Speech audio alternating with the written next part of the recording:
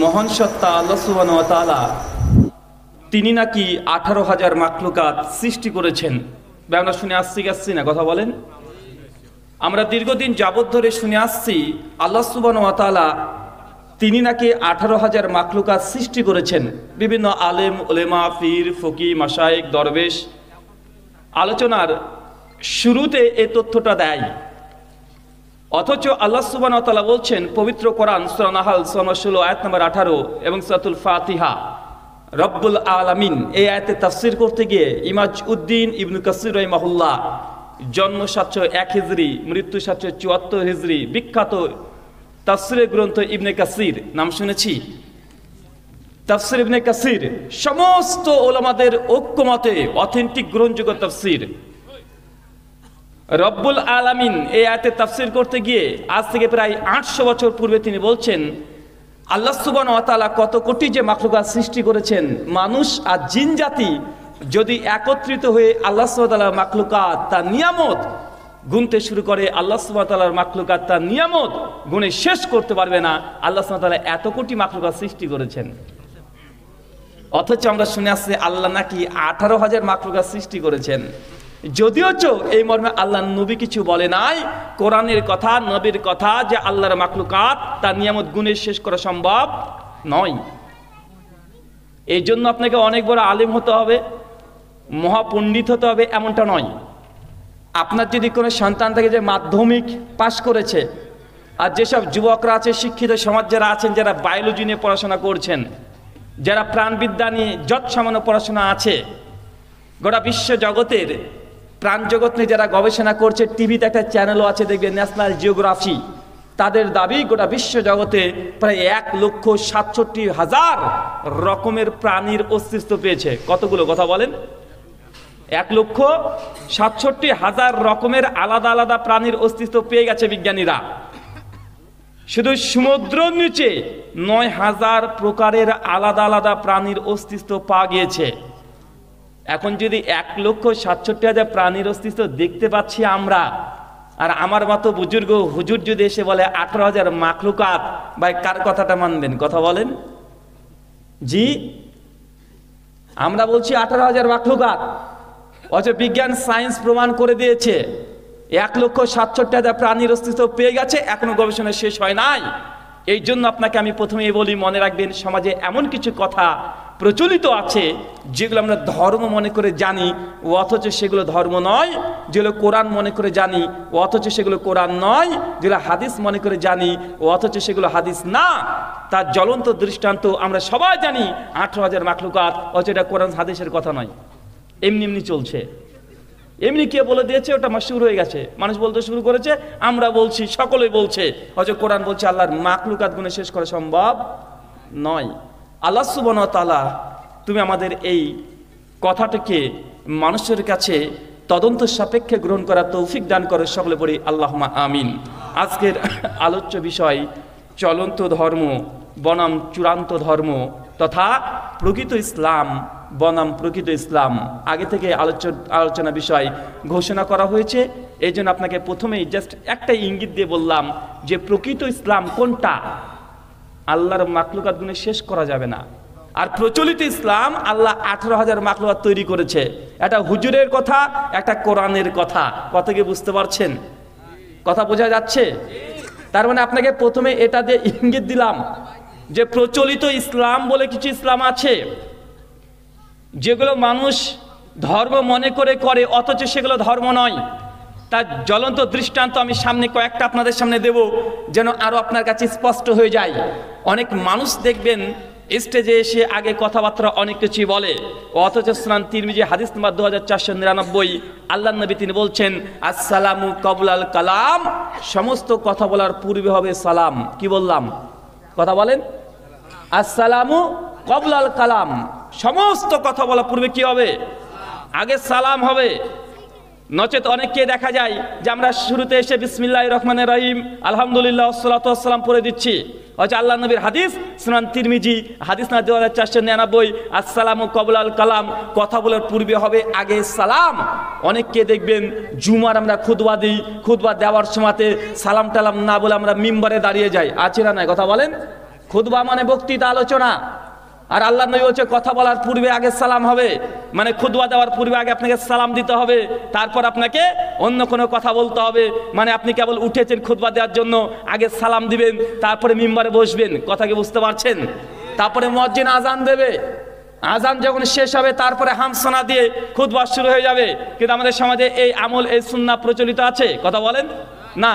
আমরা আগে গিয়ে বসে পড়ছি, সালাম কালাম কিচ্ছু নেই, আজান শেষ হচ্ছে, আমরা আরবিতে গড়গড় করে আমরা খুতবা দিয়ে চলে যাচ্ছি। আমরা সকলে বুঝে নিলাম। আল্লাহ সুবহানাহু ওয়া তাআলা তুমি এই কথাগুলো বোঝার তৌফিক দান করো। সকলে বলি আল্লাহুম্মা আমিন। সম্মানিত শুধু আলোচ্য বিষয় প্রচলিত ইসলাম বনাম প্রকৃত ইসলাম। প্রচলিত ইসলাম কোনটা? যেটা সমাজে করা হয়। প্রকৃত ইসলাম কোনটা? যেটা কোরআন এবং হাদিসে আছে। কোরআন এবং হাদিসে যেটা আছে সেটা প্রকৃত ইসলাম। আর প্রচলিত ইসলাম অনেক হতে পারে। ইসলামকে অনেক মানুষ না জেনেই, যৎসামান্য জেনেই এদিক থেকে ওদিক করে দিয়েছে। আপনাকে এটা আগে থেকে বিশ্বাস করে নিতে হবে। যদি না করেন, আপনি যখন পবিত্র কোরআন এবং রাসূলের হাদিস যখন পড়বেন, পয়েন্ট বাই পয়েন্ট যখন দেখতে চাইবেন, দেখবেন আমরা কিভাবে কি করি আর সমাজে কি চলে। সহিহ বুখারীর প্রথম একটা হাদিস আছে, দেখবেন ইন্নামাল আমালু বিন্নিয়াত।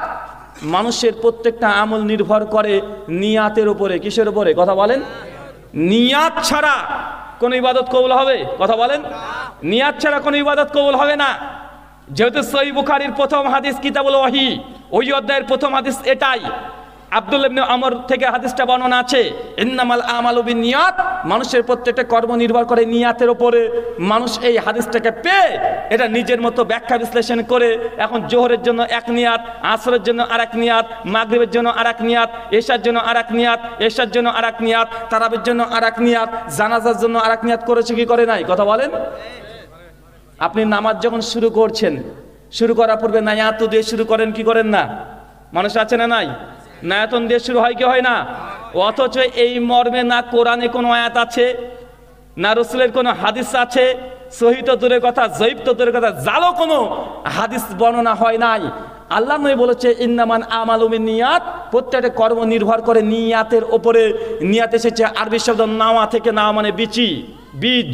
ভাই বীজ মাটির তলায় থাকে না উপরে থাকে? কোথায় থাকে? মাটির তলায় থাকে। নিয়াত কোথায় হবে? মুখে না অন্তরে? অন্তরে হয় নিয়াত। প্রত্যেকটা কর্ম নিয়াতের উপরে নির্ভর করে। যখন আপনি দান করেন তখন কি আপনি নিয়াত করেন? কথা বলেন। মুখ দিয়ে নিয়াত পড়েন? মানে আপনি যেই নিয়াতটা পড়ছেন, নামাজের জন্য নিয়াত আলাদা করেছেন, ওযুর জন্য আলাদা একটা নিয়াত আপনি বানিয়েছেন।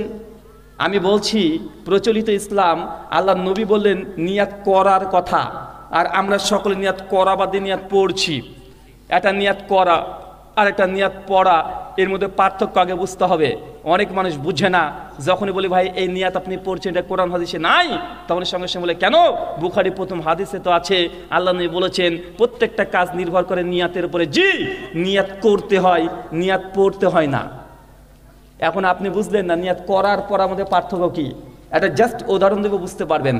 ধরুন একটা চোরকে থানাতে ধরে নিয়ে গেছে পুলিশে। চোরকে বেধড়ক পেটাচ্ছে, প্রচণ্ড মারছে। আর চোরকে পুলিশ জিজ্ঞাসাবাদ করছে, বল কখনো চুরি করবি? চোর চিৎকার মেরে বলছে, জি স্যার, ছেড়ে দান, ছেড়ে দান, আর কখনো চুরি করব না। যতই মারে চিৎকার মেরে বলে আমি চুরি করব না। আর মনে মনে চোরটা বলছে, বেটা তুই আমাকে এত মারলি, ছেড়ে দেখ, তোর বাড়িতে আগে করব। বলেন তো ভাই চোরের নিয়াত কোনটা? জি, চোর মুখ দিয়ে বলছে স্যার চুরি করবো না, চুরি করবো না, চিৎকার মেরে ফাটিয়ে ফেলছে একদম গোটা থানা। আর মনে মনে বলছে, বেটা তুই এত মারলি, ছেড়ে দেখ, তোর বাড়িতে আগে করব। চোরের নিয়াত হচ্ছে অন্তর যেটা বলছে সেটাই নিয়াত। আপনি কিভাবে মনে করে নিলেন যে নামাজের 5 ওয়াক্ত নামাজে 5 রকমের নিয়াত পড়তে হবে? অনেক মুসল্লিকে দেখা যায় কোনোদিন নামাজ পড়ে না, একটু আল্লাহ সুবহানাহু ওয়া তাআলা হেদায়েত দিয়েছে, মসজিদ মুখো হয়েছে, মসজিদে চলে গেছে। যখন নামাজ পড়ছে পাশের একজন মুসল্লি বলছে, কিরে নামাজ তো পড়লি, বেতেরের নিয়াত জানিস তো? ও তো বলছে, না বেতেরের নিয়াত তো জানি না। বলছে, তো নামাজই হবে না রে, তো নিয়াতে মুখস্থ নেই। একটু হচ্ছে তুই এশার নিয়াত তোর জানা আছে তো এশার নিয়াত তো এখনো মুখস্থ করতে পারি না। ভাই নিয়াত যদি তুই না পড়িস তো নামাজই হবে না। ওই বেচারা বিপদে এত বড় বড় নিয়াত এখন মুখস্থ করবে কয়টা? ও তখন বলছে তো নামাজই বাদ যা। কারণ নিয়াত যদি না মুখস্থ হয় তাহলে নামাজ বাতিল। মানে সমাজে এমনভাবে রন্ধে রন্ধে প্রবেশ করে গেছে, অথচ নিয়াত হচ্ছে ওটাই যেটা অন্তরে সংকল্প করছে। একটা উদাহরণ দিলে বুঝতে পারবেন। মসজিদ থেকে আজান হচ্ছে, হাইয়া আলাস সালাহ, বাংলা অর্থ নামাজের জন্য এসো। হাইয়া আলাল ফালাহ, সফলতার জন্য এসো। যখন এই আজানের বাক্য শুনেছে, দোকানদাররা দোকান চালাচ্ছে, অনেকগুলো দোকান আছে, একজন দোকানদার দোকানের শাটারটাকে নামিয়ে দিচ্ছে, যে প্রতিদিন 5 ওয়াক্ত নামাজ পড়ে, আজান শুনেই সে শাটারটাকে বন্ধ করেছে। কেন? ফুটবল খেলবে? কেন? ও নামাজ পর্যন্ত দোকান বন্ধ করেছে, কিন্তু হুজুর বলছে এখন নিয়াত হয়নি ওর। ও দোকান বন্ধ করলো কেন? নামাজ পড়ার জন্য, কিন্তু হুজুর বলছে এখন নিয়াত হয়নি। ও দোকান বন্ধ করে মসজিদ থেকে গুটি গুটি পায়ে হেঁটে হেঁটে আসছে। কেন? মসজিদ থেকে ফুটবল খেলবে, সাঁতার খেলবে? ও তো নামাজের জন্য চলে আসছে বন্ধ করে। হুজুর বলছে এখনো নাকি নিয়াত হয় নাই। ওই বেচারা এসে অজু করছে। অজু করে কি ডান্স করে নাকি মানুষ? তো অজু করছে নামাজ পড়ার জন্য, আর ও নিয়াত করেছে বলে অজুতে দাঁড়িয়েছে। পৃথিবীর অন্য মানুষ তো অজু করছে না, মানে ও নিয়াত আছে, নিয়াত করেছে, সংকল্প হয়ে গেছে ও মসজিদ সালাত আদায় করবে, এজন্য অজু করছে। অজু করার পরে মসজিদে ঢোকার জন্য দোয়া পড়ছে। হুজুর বলছে এখনো নাকি নিয়াত হয় নাই। মসজিদে কিবলা দিকে মুখ করেছে, হুজুর বলছে এখনো নিয়াত হয় নাই। ও জায়নামাজে দাঁড়িয়ে দোয়া পড়ছে, হুজুর বলছে এখনো নিয়াত হয় নাই। যতক্ষণ না নিয়াত দিয়ে শুরু করছে ততক্ষণ পর্যন্ত হুজুর বলছে নিয়াতই হয় নাই। আল্লাহি, আল্লাহর কসম, আমরা নামাজে যে নিয়াতগুলো আরবিতে আমরা পড়ি, এটা না কোরআনে আছে, না হাদিসে আছে, না কোনো সাহাবীরা করেছে, না ইমাম আবু হানিফা, ইমাম শাফি, ইমাম মালিক, ইমাম আহমদ বিন হাম্বল, 4 ইমাম কেউ এই নিয়াত পড়তে বলেনি, সে নিয়াত করতে বলেছে। প্রচলিত ইসলাম বনাম প্রকৃত ইসলাম। নিয়াত যেটা অন্তরে সংকল্প করেছেন ওটা নিয়াত হয়ে গেছে। এর জন্য মুখ দ্বারা পড়ার কোনো প্রমাণ কোরআন হাদিসে নেই, কিন্তু আমরা বাঙালিরা বুঝে নিলাম যে না, আমাদের নিয়াত যতক্ষণ না পড়ছি ততক্ষণ আমাদের নামাজ হবে না। তাই মনে রাখবেন, নিয়াত করা আর নিয়াত পড়ার মধ্যে পার্থক্য আছে। হাদিস বলছে নিয়াত করার কথা, আর আমরা মুসলমান, আমরা নিয়াত করা বাদ দিয়ে নিয়াত পড়তে ব্যস্ত। আর একজন আরেকজনকে বলছি, আরে ওরা তো নিয়াতই করে না, ওদের নামাজই হবে না। ভাই আমরা নিয়াত করি, তবে আমরা নিয়াত পড়ি না। আমরা নিয়াত করি, তবে নিয়াত পড়ি না। একটা প্রচলিত ইসলাম, একটা প্রকৃত ইসলাম। আল্লাহ নবী মুহাম্মদ রাসূলুল্লাহ সাল্লাল্লাহু আলাইহি সাল্লাম বিদায় হজ্জের ভাষণে তিনি একটা কথা বলেছিলেন। এই বর্ণনা আছে মুয়াত্তা মালিক হাদিস নাম্বার 1664 এবং মিশকাত হাদিস নাম্বার 186। আল্লাহ নবী বলছেন, তারাকতু ফিকুম আমরাইন, আমি তোমাদের মধ্যে দুটো জিনিস ছেড়ে গেলাম। কয়টা? কথা বলেন, ফি আমরাইন, দুটো জিনিস, দ্বিবচন, দুটো জিনিস ছেড়ে গেলাম। এক, কিতাব আল্লাহ, আল্লাহর কিতাব, ওয়া সুন্নাতে রাসূলিহি, আর আমার নবীর সুন্নাত। কয়টা জিনিস ছেড়ে গেছে নবী? কথা বলেন। একটা কোরআন আর একটা নবীর সুন্নাত অর্থাৎ হাদিস। নবী বলে গেলেন দুইটা, আমরা করেছি কয়টা? জি, আমরা কত করেছি ঠিক নেই। আল্লাহ নবী বলছেন সুনান তিরমিজি হাদিস না 2676, আল্লাহ নবী বলছেন আমি দুনিয়া থেকে চলে যাওয়ার পর ইখতিলাফুন কাসীরা, আমার উম্মত বড় বড় মতনৈক্য মতভেদের মধ্যে আবদ্ধ হয়ে যাবে, অনেক বড় বড় মতনৈক্য হয়ে যাবে। আল্লাহ নবী তখন বলছেন, ফা আলাইকুম বিসুন্নাতি, সেই সময় তোমরা আমার সুন্নাতকে আঁকড়ে ধরো, ও সুন্নাতে খোলাফা রাশিদিন ওয়া মাহদিন, এবং আমার 4 খলিফা যারা আছে তাদের সুন্নাতকে আঁকড়ে ধরো। মানে যখনই কোনো মতনৈক্য মতভেদ হবে আমাদের কটা জিনিস ধরতে হবে? কথা বলেন। একটা হচ্ছে কোরআন আর একটা হচ্ছে সুন্নাহ। আর এই সুন্নাহ দুই ভাগে বিভক্ত, এক নবীর সুন্নাত আর একটা সাহাবীদের সুন্নাত। কার? কথা বলেন। এটা নবীর সুন্নাত, নবী বলছে ফালাইকুম বিসুন্নাতি, তোমরা আমার সুন্নাতকে আঁকড়ে ধরো, ওয়া সুন্নাতে খোলাফা রাশিদিন, এবং আমার খলিফাদের সুন্নাতকে আঁকড়ে ধরো। আল্লাহ নবী বলছে যখনই মতনৈক্য মতভেদ হবে তখনই আমার সুন্নাত, আমার খলিফা রাশিদিনের সুন্নাতকে আঁকড়ে ধরো। সূরা নিসা সূরা নম্বর 4 আয়াত নম্বর 59 আল্লাহ সুবহানাহু বলছেন, ইয়া আইয়ুহাল্লাযিনা আমানু, হে বিশ্বাসীগণ, আতিউল্লাহ, আল্লাহর আনুগত্য করো, ওয়া আতি রাসূল, রাসূলের অনুসরণ করো, ওয়া উলিল আমরি মিনকুম, আর তোমাদের মধ্যে যারা উলুল আমর আছে, যারা নেতা আছে, যারা আলেম আছে, যারা বড় বড় আলেম আছে, তাদেরকেও মেনে নাও। এই আয়াতে তিনজনকে মানার কথা আসছে। একটু আগে দেখালাম দুটো জিনিসকে মানতে বলছে, এক কোরআন, দুই হাদিস। আর হাদিসটা বলছে যে মানতে হবে কোরআন আর মানতে হবে সুন্নাত। আর এই কোরআনের আয়াত বলছে আল্লাহকে মানো, রসুলকে মানো, আর তোমাদের মধ্যে বড় বড় আলেম ওলামা যারা আছে তাদেরকে মানো। মানে কোরআন থেকে আরেকজন ব্যক্তির কথা আসছে, ওয়া উলিল আমরি মিনকুম, তোমাদের মধ্যে আলেম ওলামা যারা আছে তাদেরকে মেনে নাও। তার মানে বোঝা যাচ্ছে এখানে আতিউল্লাহ, আল্লাহর আনুগত্য করো, আতিউ রসুল, রসুলের অনুসরণ করো। এই দুটোতে কোনো মতনৈক্য হতে পারে? কথা বলেন। আল্লাহর সঙ্গে নবীর সঙ্গে কোনো মতনৈক্য মত পার্থক্য হতে পারে? তৃতীয় কথা বলছে ওয়া উলিল আমরি মিনকুম, আর তারপরে তোমাদের আলেম ওলামাকে মানো। আলেম ওলামাকে কখন মানতে হবে? প্রথমে না শেষে? জি, 3 নম্বরে ওয়া উলিল আমরি মিনকুম, 3 নম্বরে সে মানতে হবে। আল্লাহ আয়াত এখানে বলে শেষ করেনি, আল্লাহ এরপরেই বলছে ফাইন তানাজাতুম ফি শাইইন, যখনই আলেম ওলামাকে মানতে গিয়েছো এমতো পরিস্থিতি যে তানাজা চলে আসে, ফাইন তানাজাতুম ফি শাইইন, যদি কোনো মতনৈক্য মতভেদ হয়ে যায় আলেমদের মধ্যে, কাদের মধ্যে? কাদের মধ্যে? আলেম ওলামাদের মধ্যে। এক আলেম এক কথা বলে তো আরেক আলেম আরেক কথা বলে, এক হুজুর এক কথা বলে তো আরেক হুজুর আরেক কথা বলে, এ জায়েজ বললে ও না জায়েজ বলে, কে বলছে এটা জায়েজ করলে নেকি হয়, ও যেন এটা গোনা হয়। ভাই সমাজে আছে না নাই? কথা বলেন। আল্লাহ এই কথাকে সামনে রেখে বলছেন ফাইন তানাজাতুম ফি শাইইন, যদি আলেম ওলামাদের মধ্যে দ্বিমত দেখে নাও, মতনৈক্য মতপার্থক্য ঘটে যায়, তখন কি করবে? ফারুদ্দুহু ইলাল্লাহি ওয়া রাসূল, তোমরা আবারও চলে যাও আল্লাহর দিকে এবং তার নবীর দিকে সাল্লাল্লাহু আলাইহি ওয়াসাল্লাম। খুব সুন্দর নীতিমালা। যতগুলো মতনৈক্য মতভেদ আছে মুসলিম সমাজের মধ্যে, মুসলিমদের মধ্যে যত মতনৈক্য আছে, যত মতভেদ আছে, এই মতনৈক্য মতভেদকে আল্লাহর নবী করেছে না আলেম ওলামারা করেছে? আলেম ওলামারা করেছে। আর আল্লাহ সুবহানাহু ওয়া তাআলা বলছে যে আলেমদের মধ্যে মতনৈক্য মতভেদ হয়ে গেলে তোমরা এই মতনৈক্য মতভেদ আলেমদের কাছে সমাধান নিলে হবে না, কোথায় যেতে হবে? আল্লাহর দিকে এবং তার রসুলের দিকে। কারণ আল্লাহ রসুলের মধ্যে কোনো মতনৈক্য মতভেদ হতে পারে না। ভাই পারে? কথা বলেন। মতনৈক্য তো আলেমদের মধ্যে হবে। একটা ছোট্ট কথা বললে বুঝতে পারবেন, কে বলছে নবী নূরের তৈরি আর কে বলছে মাটির তৈরি, আছে না নাই? কথা বলেন। এবছর বাংলাদেশ সফর থেকে আসলাম, সপ্তাহখানেক হলো। বাংলাদেশে প্রশ্ন আমি আলোচনা করছি, প্রশ্নোত্তর পর্বে একজন ভাই এসে বলছে যে হুজুর নবীজি কিসের তৈরি, নূরের তৈরি না মাটির তৈরি? আমি তখন বুঝতে পারছি আমি যে উত্তর দেবো সেটা নিয়ে ঝামেলা করবে, কারণ পক্ষ আছে দুইটা। কয়টা? দুই পক্ষ আছে। যাই উত্তর দিব না কেন, একজনের পক্ষে গেলে একজনের বিপক্ষে যাবে। আমি তখন বলছি আমার নবী সোনার তৈরি। তুমি নূর আর মাটি নিয়ে পাগল হয়ে আছো? আমার নবী সোনার তৈরি, তোমার কি? উনি তো হুজুর ঠিক করে উত্তর দেন, মানে ও বুঝতে পারেন আমি নূরও বলবো না মাটি বলবো, যখন একটা বলবো। আচ্ছা ভাই তুমি নূর বাদ দাও, তোমার মাটি বাদ দাও। আমার নবী আমার কাছে সোনার তৈরি, আমার নবী আমার কাছে কোহিনূরের হীরার চাইতে মূল্যবান, আমার নবী আমার কাছে নূরের তৈরি আর মাটির তৈরি। এই বিতর্ক অনেক পরে। মনে রাখবেন নবী কিসের তৈরি এটা গুরুত্বপূর্ণ নয়, বরং নবী কেন পৃথিবীতে এসেছে এটা হচ্ছে গুরুত্বপূর্ণ।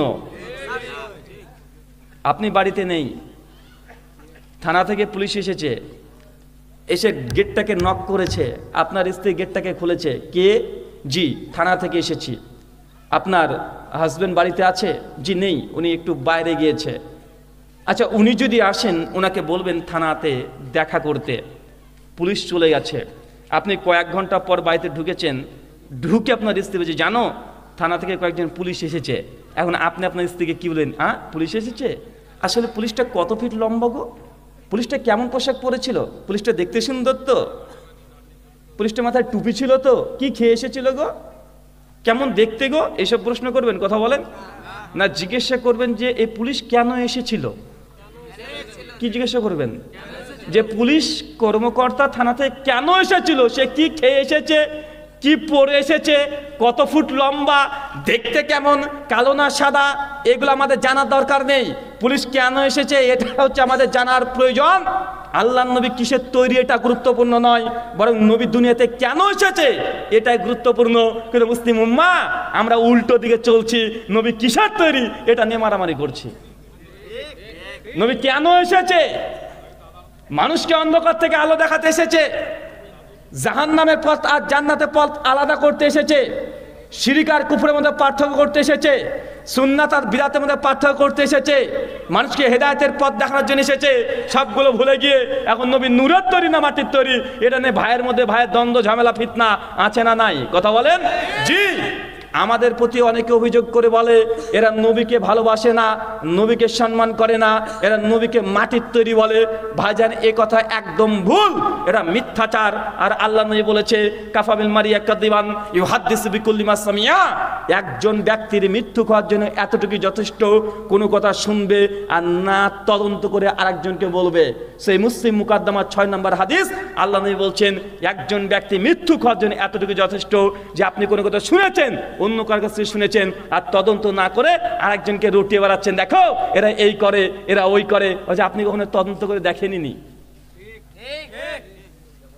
আমরাও মনে করি আমাদের নবী মুহাম্মদ রাসূলুল্লাহ সাল্লাল্লাহু আলাইহি ওয়াসাল্লাম তিনি নূর। কি বললাম বলেন তো ভাই? আমরা নবীকে নূর মনে করি। কি মনে করি?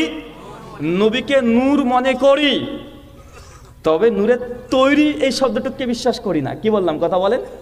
আমরা মনে করি আমাদের নবী মুহাম্মদ রাসূলুল্লাহ সাল্লাল্লাহু আলাইহি ওয়াসাল্লাম তিনি নূর, তবে নূরের তৈরি নয়। তাদের সঙ্গে আমাদের কিছু মত পার্থক্য আছে। মত পার্থক্য যদিও একদম সামান্য ছোট্ট, কিন্তু এমনভাবে মানুষের সামনে পেশ করছে যে মনে হচ্ছে কত না কত বড়। আমরা নবীকে নূর মানি, কারণ পবিত্র কোরআন মাজিদের সূরা মাইদা সূরা নম্বর 5 আয়াত নম্বর 15-তে আল্লাহ সুবহানাহু ওয়া তাআলা জানিয়ে দিয়েছেন কদ জাআকুম মিনাল্লাহি নূরু ওয়া কিতাবুন মুবিন, আমি তোমাদের কাছে একটা কিতাব পাঠিয়েছি, মানে আল কোরআন, এবং একটা নূর পাঠিয়েছি। এই নূরের তাফসীর করছে ইমাজউদ্দিন ইবনে কাসির, তাফসীর ইবনে কাসিরের মধ্যে নূর ইয়ানি মুহাম্মদুর রাসূলুল্লাহ সাল্লাল্লাহু আলাইহি সাল্লাম, মানে আমাদের আকীদা, আমাদের বিশ্বাস আল্লাহ নবী তিনি নূর ছিলেন, তবে নূরের তৈরি নয়। কেন আমরা তৈরি বিশ্বাস করি না? কারণ কোরআনে নবীকে নূরের তৈরি বলা হয়নি, নবীকে শুধু নূর বলা হয়েছে। কথা কি বুঝতে পারছেন? কোরআনে এক জায়গাতেও নেই, গোটা কোরআন পড়েন, তৈরির আরবি হচ্ছে খলাক। আল্লাহ সুবহানাহু ওয়া তাআলা খালিক, তিনি সৃষ্টিকর্তা। যদি পবিত্র কোরআনে যদি থাকতো যে নবীকে নূর দিয়ে তৈরি করেছি, তাহলে আমরা বিশ্বাস করতাম। বা করতাম কি করতাম না? কথা বলেন। তবে কোরআন মাজিদে নবীকে নূর বলেছে, তার জন্য নূর পর্যন্ত বিশ্বাস করি। যে তৈরি শব্দটা কোরআনে নাই, অথেন্টিক কোন সহিহ সুন্নাহ হাদিস দ্বারা প্রমাণিত নয়, এই জন্য আমরা এই সৃষ্টি শব্দটা বা পয়দা শব্দটা বা তৈরি শব্দটা আমরা বিশ্বাস করি না। অনেকে বলছে দেখুন আল্লাহ নবী কোরআনে তো নবীকে নূর বলেছে, নূর মানে তাহলে নূরের তৈরি, মানে মানুষ বুঝে নিয়েছে এটা চলন্ত ধর্ম আর চূড়ান্ত ধর্ম। প্রকৃত ইসলাম বনাম প্রচলিত ইসলাম, কোরআনে নবীকে নূর বলেছে, আমরা এতটুকু বিশ্বাস করি। কিছু কিছু মানুষ বুঝে নিয়েছে যেহেতু নবীকে নূর বলা হয়েছে, অত নবী নূরের তৈরি। কথা কি বুঝতে পারলেন? মানে বুঝার কম বেশি।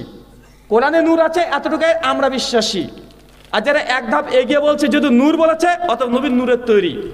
আমরা কেন এটাতে বিশ্বাসী নয়? কারণ কোনো জিনিসকে নূর বলার অর্থ এটা নয় যে সেটা নূরের তৈরি হয়ে যায়।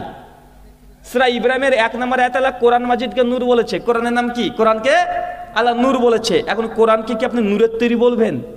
জি, কোরআনকে তো আল্লাহ কোরআনে নূর বলেছে। সূরা মাইদা আয়াত 44 এবং 46, তওরাত, জাবর, ইনজিল এই 3টে আসমানি গ্রন্থ, নাম জানি না, তওরাত, জাবর আর ইনজিল এই 3টে আসমানি গ্রন্থকে আল্লাহ কোরআন মাজিদে নূর বলেছে। মানে এই 3টি গ্রন্থ কি আপনি নূরের তৈরি বলবেন? কথা বলেন।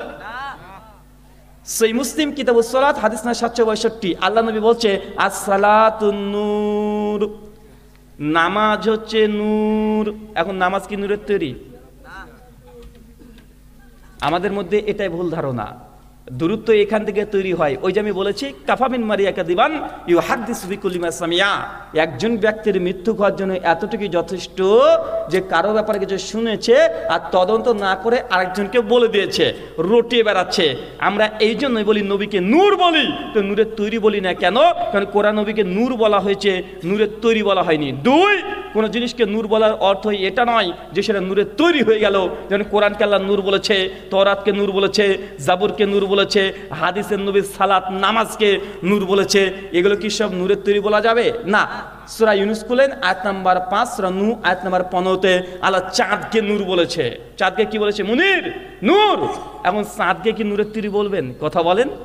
চাঁদকে নূরের তৈরি বলা যাবে? জি না। তার মানে বোঝা গেল কোনো জিনিসকে কোনো কিছু বলা অর্থ এই নয় যে সেটা তৈরি হয়ে যায়। যেন আলী রাদিয়াল্লাহু তাআলা আনহুকে আল্লাহর নবী এবং আমাদের মুসলিম উম্মার একটা বিশ্বাস যে আলীকে রাদিয়াল্লাহু তাআলা আনহুকে বলা হয় শেরে খোদা। কি বলা হয় কথা বলেন? শেরে খোদা মানে কি? আরবি করলে হয় আসাদুল্লাহ, আল্লাহর বাঘ। কি কথা বলেন? আল্লাহর বাঘ। এখন আলী রাদিয়াল্লাহু তাআলা আনহু শেরে খোদা, তার অর্থ কি এটা আপনি বুঝে নেবেন যে আলী রাদিয়াল্লাহু তাআলা আনহু আসলে বাঘ ছিল, সিংহ ছিল, এটা মানবেন? বা তার পেছনে লেজ ছিল, বড় বড় দাঁত ছিল? না। আলী বিন আবি তালেব রাদিয়াল্লাহু তাআলা আনহুকে শেরে খোদা বলা হয় তার গুণের জন্য, তার সাহসিকতার জন্য। এটা সৃষ্টিগত নয়, এটা বৈশিষ্ট্যগত, গুণগত। কথা কি ক্লিয়ার না ভেজাল আছে? আর একজন সাহাবী ছিল যার নাম খালিদ বিন ওয়ালিদ। কি নাম বললাম? খালিদ বিন ওয়ালিদ। তাকে বলা হয় সাইফুল্লাহ। কি বলা হয় কথা বলেন?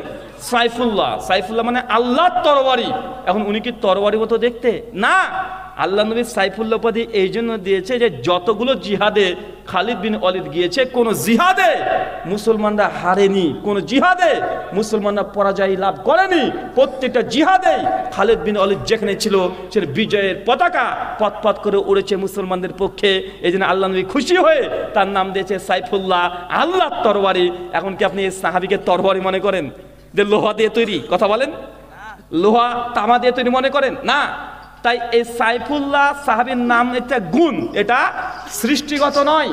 চাঁদকে আল্লাহ কেন নূর বলেছে? রাত্রি বাদে চাঁদ আমাদেরকে আলো দেয়।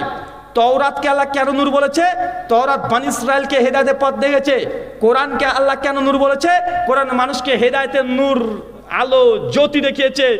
নবী মুহাম্মদ রাসূলুল্লাহ সাল্লাল্লাহু আলাইহি সাল্লামকে কেন নূর বলেছে? নবী আমাদেরকে জান্নাতের রাস্তা দেখায়। নামাজকে আল্লাহ কেন নূর বলেছে?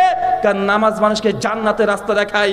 এই জন্য এইগুলো সৃষ্টিগত এই শব্দগুলো নয়, এটা কিগত কথা বলেন? গুণগত, বৈশিষ্ট্যগত। কিন্তু মুসলমান আমরা এটা নিয়ে মারামারি করতে ব্যস্ত। আল্লাহ বললেন গুণগত, আমরা চলে আসলাম না এখন তৈরিগত নিয়ে মারামারি। আছে না নাই কথা বলেন? আছে। অনেক জায়গাতে এমনটা আছে। প্রচলিত ইসলাম বনাম প্রকৃত ইসলাম। আল্লাহ সুবহানাহু ওয়া তাআলা বলছেন পবিত্র কোরআন সূরা মুলক 67 আয়াত নাম্বার 2, আল্লাযী খালাকাল মাউতা ওয়াল হায়াতা লিয়াবলুয়াকুম আইয়ুকুম আহসানু আমালা। আল্লাহ বলছেন যে মানুষের আমি মৃত্যু সৃষ্টি করেছি এবং জীবন। কেন? আমি তাকে পরীক্ষা করতে চাই। কি পরীক্ষা? আহসানু আমালা। আমি দেখতে চাই এই মানুষের মধ্যে কে সবচেয়ে উত্তম আমল করে। কি আমল কথা বলেন? আহসানু আমালা, উত্তম আমল করে। আল্লাহ বললেন মানুষকে আমি সৃষ্টি করেছি, তার জন্ম এবং মৃত্যু আমি দেখতে চাই যে এই মানুষগুলোর মধ্যে কে উত্তম আমল করে। কি আমল কথা বলেন? জি, কি আমল কথা বলেন চাচা? কি আমল? উত্তম আমল। এখন আমরা বুঝে নেব উত্তম আমল মানে কি। উত্তম আমল মানে সারা রাত্রি নামাজ পড়তে হবে। উত্তম আমল মানে জিকির করে এমন ভাবে অন্ধকারে ফানাফিল্লায় জিকির করতে হবে যেন সবকিছু ভুলে গিয়ে একদম পাগল হয়ে যায়। উত্তম আমল মানে কি? ছেলে মেয়েকে সব ত্যাগ করে দিয়ে আল্লাহ রাস্তায় নিজের জীবনটাকে দিয়ে দিতে হবে। ভাই আমরা মনে করছি উত্তম আমল মানে বেশি বেশি ইবাদত করো, বেশি বেশি আমল করো, তাহলে তুমি জান্নাত চলে যাবে। ভাই আছে না নাই কথা বলেন? মানুষকে যখন বলা ইবাদতের কথা, মানুষ মনে করছে উত্তম ইবাদত, উত্তম আমল মানে এটাই যে বেশি বেশি ইবাদত করতে হবে। এই জন্য দেখবেন অনেককে বুজুর্গ প্রমাণ করতে গিয়ে বলে তুমি জানো আমাদের পীর সাহেব এত বড় পীর যে যায় নামাজে দাঁড়াতো, আর তারপর একটু পর দেখতাম যায় নামাজও নাই, পীরও নাই, পীর কাবা শরীফে নামাজ পড়ছে। আছে না নাই কথা বলেন? মানে মানুষ মনে করছে উত্তম ইবাদত মানে যত ইবাদত করতে পারে, যত ইবাদত করবে। কেউ যে তুমি জানো আমার পীর এমন পীর এক পায়ে দাঁড়িয়ে এক পারা কোরআন গোটা শেষ করে দিয়েছে। ও যে তোমার পীর তো এক পারা, আমার পীর গোটা কোরআনকে শেষ করে দিয়েছে এক পায়ে দাঁড়িয়ে। এটা শয়তানি। এক পায়ে দাঁড়িয়ে যদি কোরআন মাজিদ পাঠ করা হয় তাহলে তুমি যে একটা নেকি বেশি পাবা। কোরআন হাদিসে এমন কোনো কথা আছে কথা বলেন? সবচেয়ে বড় ওলি যদি কেউ হয়ে থাকে পৃথিবীর দুনিয়ার মধ্যে, তার প্রথম নাম আসবে হযরত আবু বকর রাদিয়াল্লাহু তাআলা আনহু। আবু বকরের সমপর্যায়ে পৃথিবীর কোন আল্লাহর ওলি হতে পারবে কথা বলেন? দুনিয়ার সমস্ত আল্লাহর পীরগুলোকে এক পাল্লায় করেন। আর আবু বকর রাদিয়াল্লাহু তাআলা আনহু, ওমর বিন খাত্তাব, ওসমান বিন আফফান, আলী বিন আবি তালেব, এই চার খলিফাকে এক পাল্লায় রাখেন, কার পাল্লা বেশি ভারী হবে কথা বলেন? কার পাল্লা? আবু বকর রাদিয়াল্লাহু তাআলা আনহুর পাল্লা সবচেয়ে বেশি ভারী হবে। তো আবু বকর রাদিয়াল্লাহু আনহু এত বড় আল্লাহর ওলি বুজুর্গ হওয়ার পরেও এক পায়ে দাঁড়িয়ে কোনদিন কোরআন পড়লো না, সারা রাত ধরে কোন তাহাজ্জুদের নামাজ পড়লো না। আপনার পীর বুজুর্গ প্রসঙ্গে আপনি যেগুলো বিশ্বাস করেন তিনি সেগুলো করলেন না। তো আপনি মনে করছেন যে আল্লাহর ওলিত্বের পরিচয় বেশি বেশি ইবাদত করা, যে বেশি বেশি ইবাদত করা এটা আল্লাহর ওলিত্বের পরিচয় নয়, বরং আল্লাহর ওলিত্বের পরিচয় এইটা, মা আতাকুমুর রাসূলু ফাখুযুহু ওয়া মা নাহাকুম আনহু ফান্তাহু। আমার নবী তোমাকে যা দিয়েছে এটা গ্রহণ করে নাও, যা দেয় নাই সেটা বর্জন করো। সূরা হাশর সূরা 59 আয়াত নাম্বার 7, সুনান ইবনে মাজাহ কিতাবুস সুন্নাহ হাদিস নাম্বার 1। তার মানে আল্লাহ সুবহানাহু ওয়া তাআলা ডাইরেক্ট নবীকে বলছে মুসলিম উম্মাহকে লক্ষ্য করে, মা আতাকুমুর রাসূলু ফাখুযুহু, আমার নবী তোমাকে যা দেয় সেটা গ্রহণ করে নাও, নবী যেটা দেয় নাই সেটাকে বাদ দিয়ে দাও। এটা আল্লাহর কোরআনের কথা। আমরা মনে করলাম কি ইবাদত যত বেশি করা যাবে তত বেশি নেকি, ভালো কাজ বেশি করলে বা ক্ষতি কি? নামাজ তো ভালো কাজ, বেশি পড়ছি ক্ষতি কি বা আছে না নাই কথা বলেন? জি, এটা ইসলাম, এটা হিন্দু খ্রিস্টান ধর্ম নয় যে নিজের ইচ্ছা মতো আপনি ইবাদত করবেন। ভাই প্রতিদিন কত রাকাত আমরা নামাজ পড়ি? ফরজ নামাজ 17 রাকাত। হানাফি, শাফি, মালিকি, হাম্বলি, দেওবন্দি, বেরলভি, জামাত ইসলামী যত ফিরকা আছে সবাই 17 রাকাতই পড়ি, তাই তো? কেউ কেউ 20 রাকাত পড়ে, কেউ কি 15 রাকাত পড়ে না। এখন কেউ যদি বলে নামাজ পড়া তো ভালো কাজ, প্রতিদিন 17 রাকাত নামাজ পড়েন? জি না, প্রতিদিন 17 রাকাত ফরজ নামাজ পড়ি না। জুমার দিনে কত রাকাত পড়েন? জি চাচা, জুমার দিন কত পড়েন চাচা? 2 রাকাত জুমা ফরজ, 4 রাকাত জুমা ফরজ নয়। প্রতিদিন 17 রাকাত পড়লে জুমার দিনে কত রাকাত? 15 রাকাত। এখন কেউ যদি বড় বুজুর্গ এসে বলেন নামাজ পড়া তো ভালো কাজ, আসো আজকে জুমার দিনে আজকে 2 রাকাত নয় 4 রাকাত পড়ে দেবো, ভাই তার পেছনে নামাজ পড়বেন? কথা বলেন কেন রে ভাই? নামাজ পড়া তো ভালো কাজ, আল্লাহর কাছে সিজদা করব, আল্লাহর জন্য রুকু করব, কোরআন পাঠ করব, বড় হুজুরের পেছনে পড়ব, তারপরে কেউ যে জুমা 2 রাকাতের জায়গায় 4 রাকাত পড়ে তার নামাজ হবে? কথা বলেন না। কেন? মা আতাকুমুর রাসূলু ফাখুযুহু, নবী তোমাকে যা দিয়েছে তাই করো, যা দেয় নাই তা বাদ দিয়ে দাও। মানে তুমি ভালো করলেও ইসলাম সেটা ভালো মনে করে না। আল্লাহর নবী যে ইবাদত করে নাই আপনি ভালো মনে করে করার জায়গা বা অবকাশ নেই। নামাজের চাইতে ভালো ইবাদত নেই। কেউ মুন্ডলি করে মাতব্বারি করে জুমাকে 2 রাকাতের জায়গায় 4 রাকাত করা যাবে না। সবাই বলছে দেখুন আমরা জোহর 4 রাকাত নামাজ পড়ছি, আসর 4 রাকাত, এশা 4 রাকাত, মাগরিব বেটার মাঝখানে তুই কেন 3 রাকাত থাকবি, তোকে 4 রাকাত পড়ে দিলাম। ইচ্ছাকৃত কেউ যদি মাগরিব 4 রাকাত পড়ে ইচ্ছাকৃত, বা তার নামাজ হবে না বাতিল? কেউ যদি জোহরের নামাজ ফজরের নামাজ 2 রাকাতের জায়গায় 4 রাকাত পড়ে, নামাজ পড়া ভালো কাজ, জামাতে পড়েছে, মসজিদে পড়েছে, ফজরের 2 রাকাতের জায়গায় 4 রাকাত, নামাজ হবে না বাতিল? নেকি হবে না গুনাহ হবে? বলেন কি নামাজ পড়ছে গুনাহ হবে? আশ্চর্য। কেন? ওই যে মা আতাকুমুর রাসূলু ফাখুযুহু, নবী যা দিয়েছে তাই গ্রহণ করো, যা দেয় নাই তাই বর্জন করো। মানে আপনাকে এটা বুঝে নিতে হবে ইবাদত অতটুকুই করতে হয় নবী যতটুকু দিয়েছে। কত কি বুঝতে পারছেন? ইবাদত ওটাই করতে হয় নবী যেটা দিয়েছে। রমজান মাস 30-এ রমজানে 30টা রোজা হয়। এবছর আমরা কয়টা রোজা করেছি? 29টা। কেউ যদি মাতব্বারি করে বলে আরে সর্বনাশ একটা রোজা কম করবো, কারণ ঈদের দিনও রোজা আছে। কথা বলেন, কেউ যদি ঈদের দিনে রোজা করে তার কি আছে বলেন? নেকি হবে না গুনাহ হবে? রোজা করা ভালো কাজ না খারাপ কাজ? তো ভালো কাজ যদি হয় তো ঈদের দিনে করলে গুনাহ কেন হবে? ওই যে মা আতাকুমুর রাসূলু ফাখুযুহু, নবী আমার যা দিয়েছে তাই করো, যা দেয় নাই মাতব্বারি করো না। আপনার মাতব্বারি ইসলামে চলে না। আল্লাহ সুবহানাহু ওয়া তাআলা যেটা অবতীর্ণ করেছে সেটাই চলে। ওয়ামা ইয়ানতিকু আনিল হাওয়া ইন হুয়া ইল্লা ওয়াহয়ু ইউহা। আল্লাহ বলছেন আমার নবী নিজের তরফ থেকে কোনো কথা বলে না। আমি আল্লাহ যেটা নবীকে বলতে বলি, যেটা ওহী করি, আমি আমার নবী সেটা মানুষের কাছে পৌঁছে দেয়। সূরা নাজম সূরা 53 আয়াত নাম্বার 3 এবং 4। ইসলাম স্পর্শকাতর বিষয়, এখানে মানুষের কথা চলতে পারে না যতক্ষণ না আল্লাহ এবং আল্লাহর নবী এটার পরে কোনো কথা বলছে ততক্ষণ চলবে। কারণ ইবাদত হয় আল্লাহর জন্য, পদ্ধতি হয় নবীর। মানুষের কোনো ইচ্ছা স্বাধীন ইবাদত করা চলে না। একটা হাদিস বলি বুঝতে পারবেন। সহিহ বুখারী খুলবেন, কিতাবুল নিকাহ হাদিস নাম্বার 5063, সহিহ মুসলিম হাদিস নাম্বার 1401, মিশকাত হাদিস নাম্বার 186। আল্লাহ নবীর একজন স্ত্রীর কাছে 3 জন সাহাবী একসঙ্গে এসেছে। কয়জন? কথা বলেন। 3 জন সাহাবী এসে বলছে যে আম্মা জান, আল্লাহ নবী কেমন কেমন ইবাদত করতেন একটু বর্ণনা করেন। তখন আল্লাহ রাসূলের স্ত্রী তিনি বর্ণনা করছেন, নবী আমার এই ইবাদত এই ইবাদত এই ইবাদত করতো, বর্ণনা করেছে। 3 জন সাহাবী বলছে, কোথায় আল্লাহ রাসূল, কোথায় আমরা? আল্লাহ নবী নবী, তিনি তো জান্নাত যাবেন। জান্নাত যাবেন মানে তিনি তো মানুষকে তিনি সুপারিশ করে জান্নাতে নিয়ে যাবেন। আল্লাহ নবী সুপারিশ করে জান্নাতে নিয়ে যাবেন, তিনি এই কটা আমল করে, ঠিক আছে তার জন্য, তো আমাদের জন্য এইটুকু আমল যথেষ্ট নয়। 3 জনের মধ্যে একজন চট করে দাঁড়িয়ে তখন বলছে যে আমি সারা রাত্রি তাহাজ্জুদের নামাজ পড়বো। কি নামাজ? কথা বলেন। তাহাজ্জুদের নামাজ পড়বো। আরেকজন বলছে যে আমি সারা জীবন রোজা পালন করব।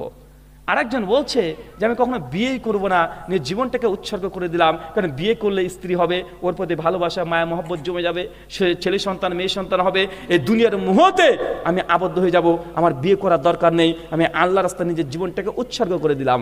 3 জন ব্যক্তি এই কথা বলেছে। ভাই 3 জন সাহাবী কি কথা বলেছে বলেন?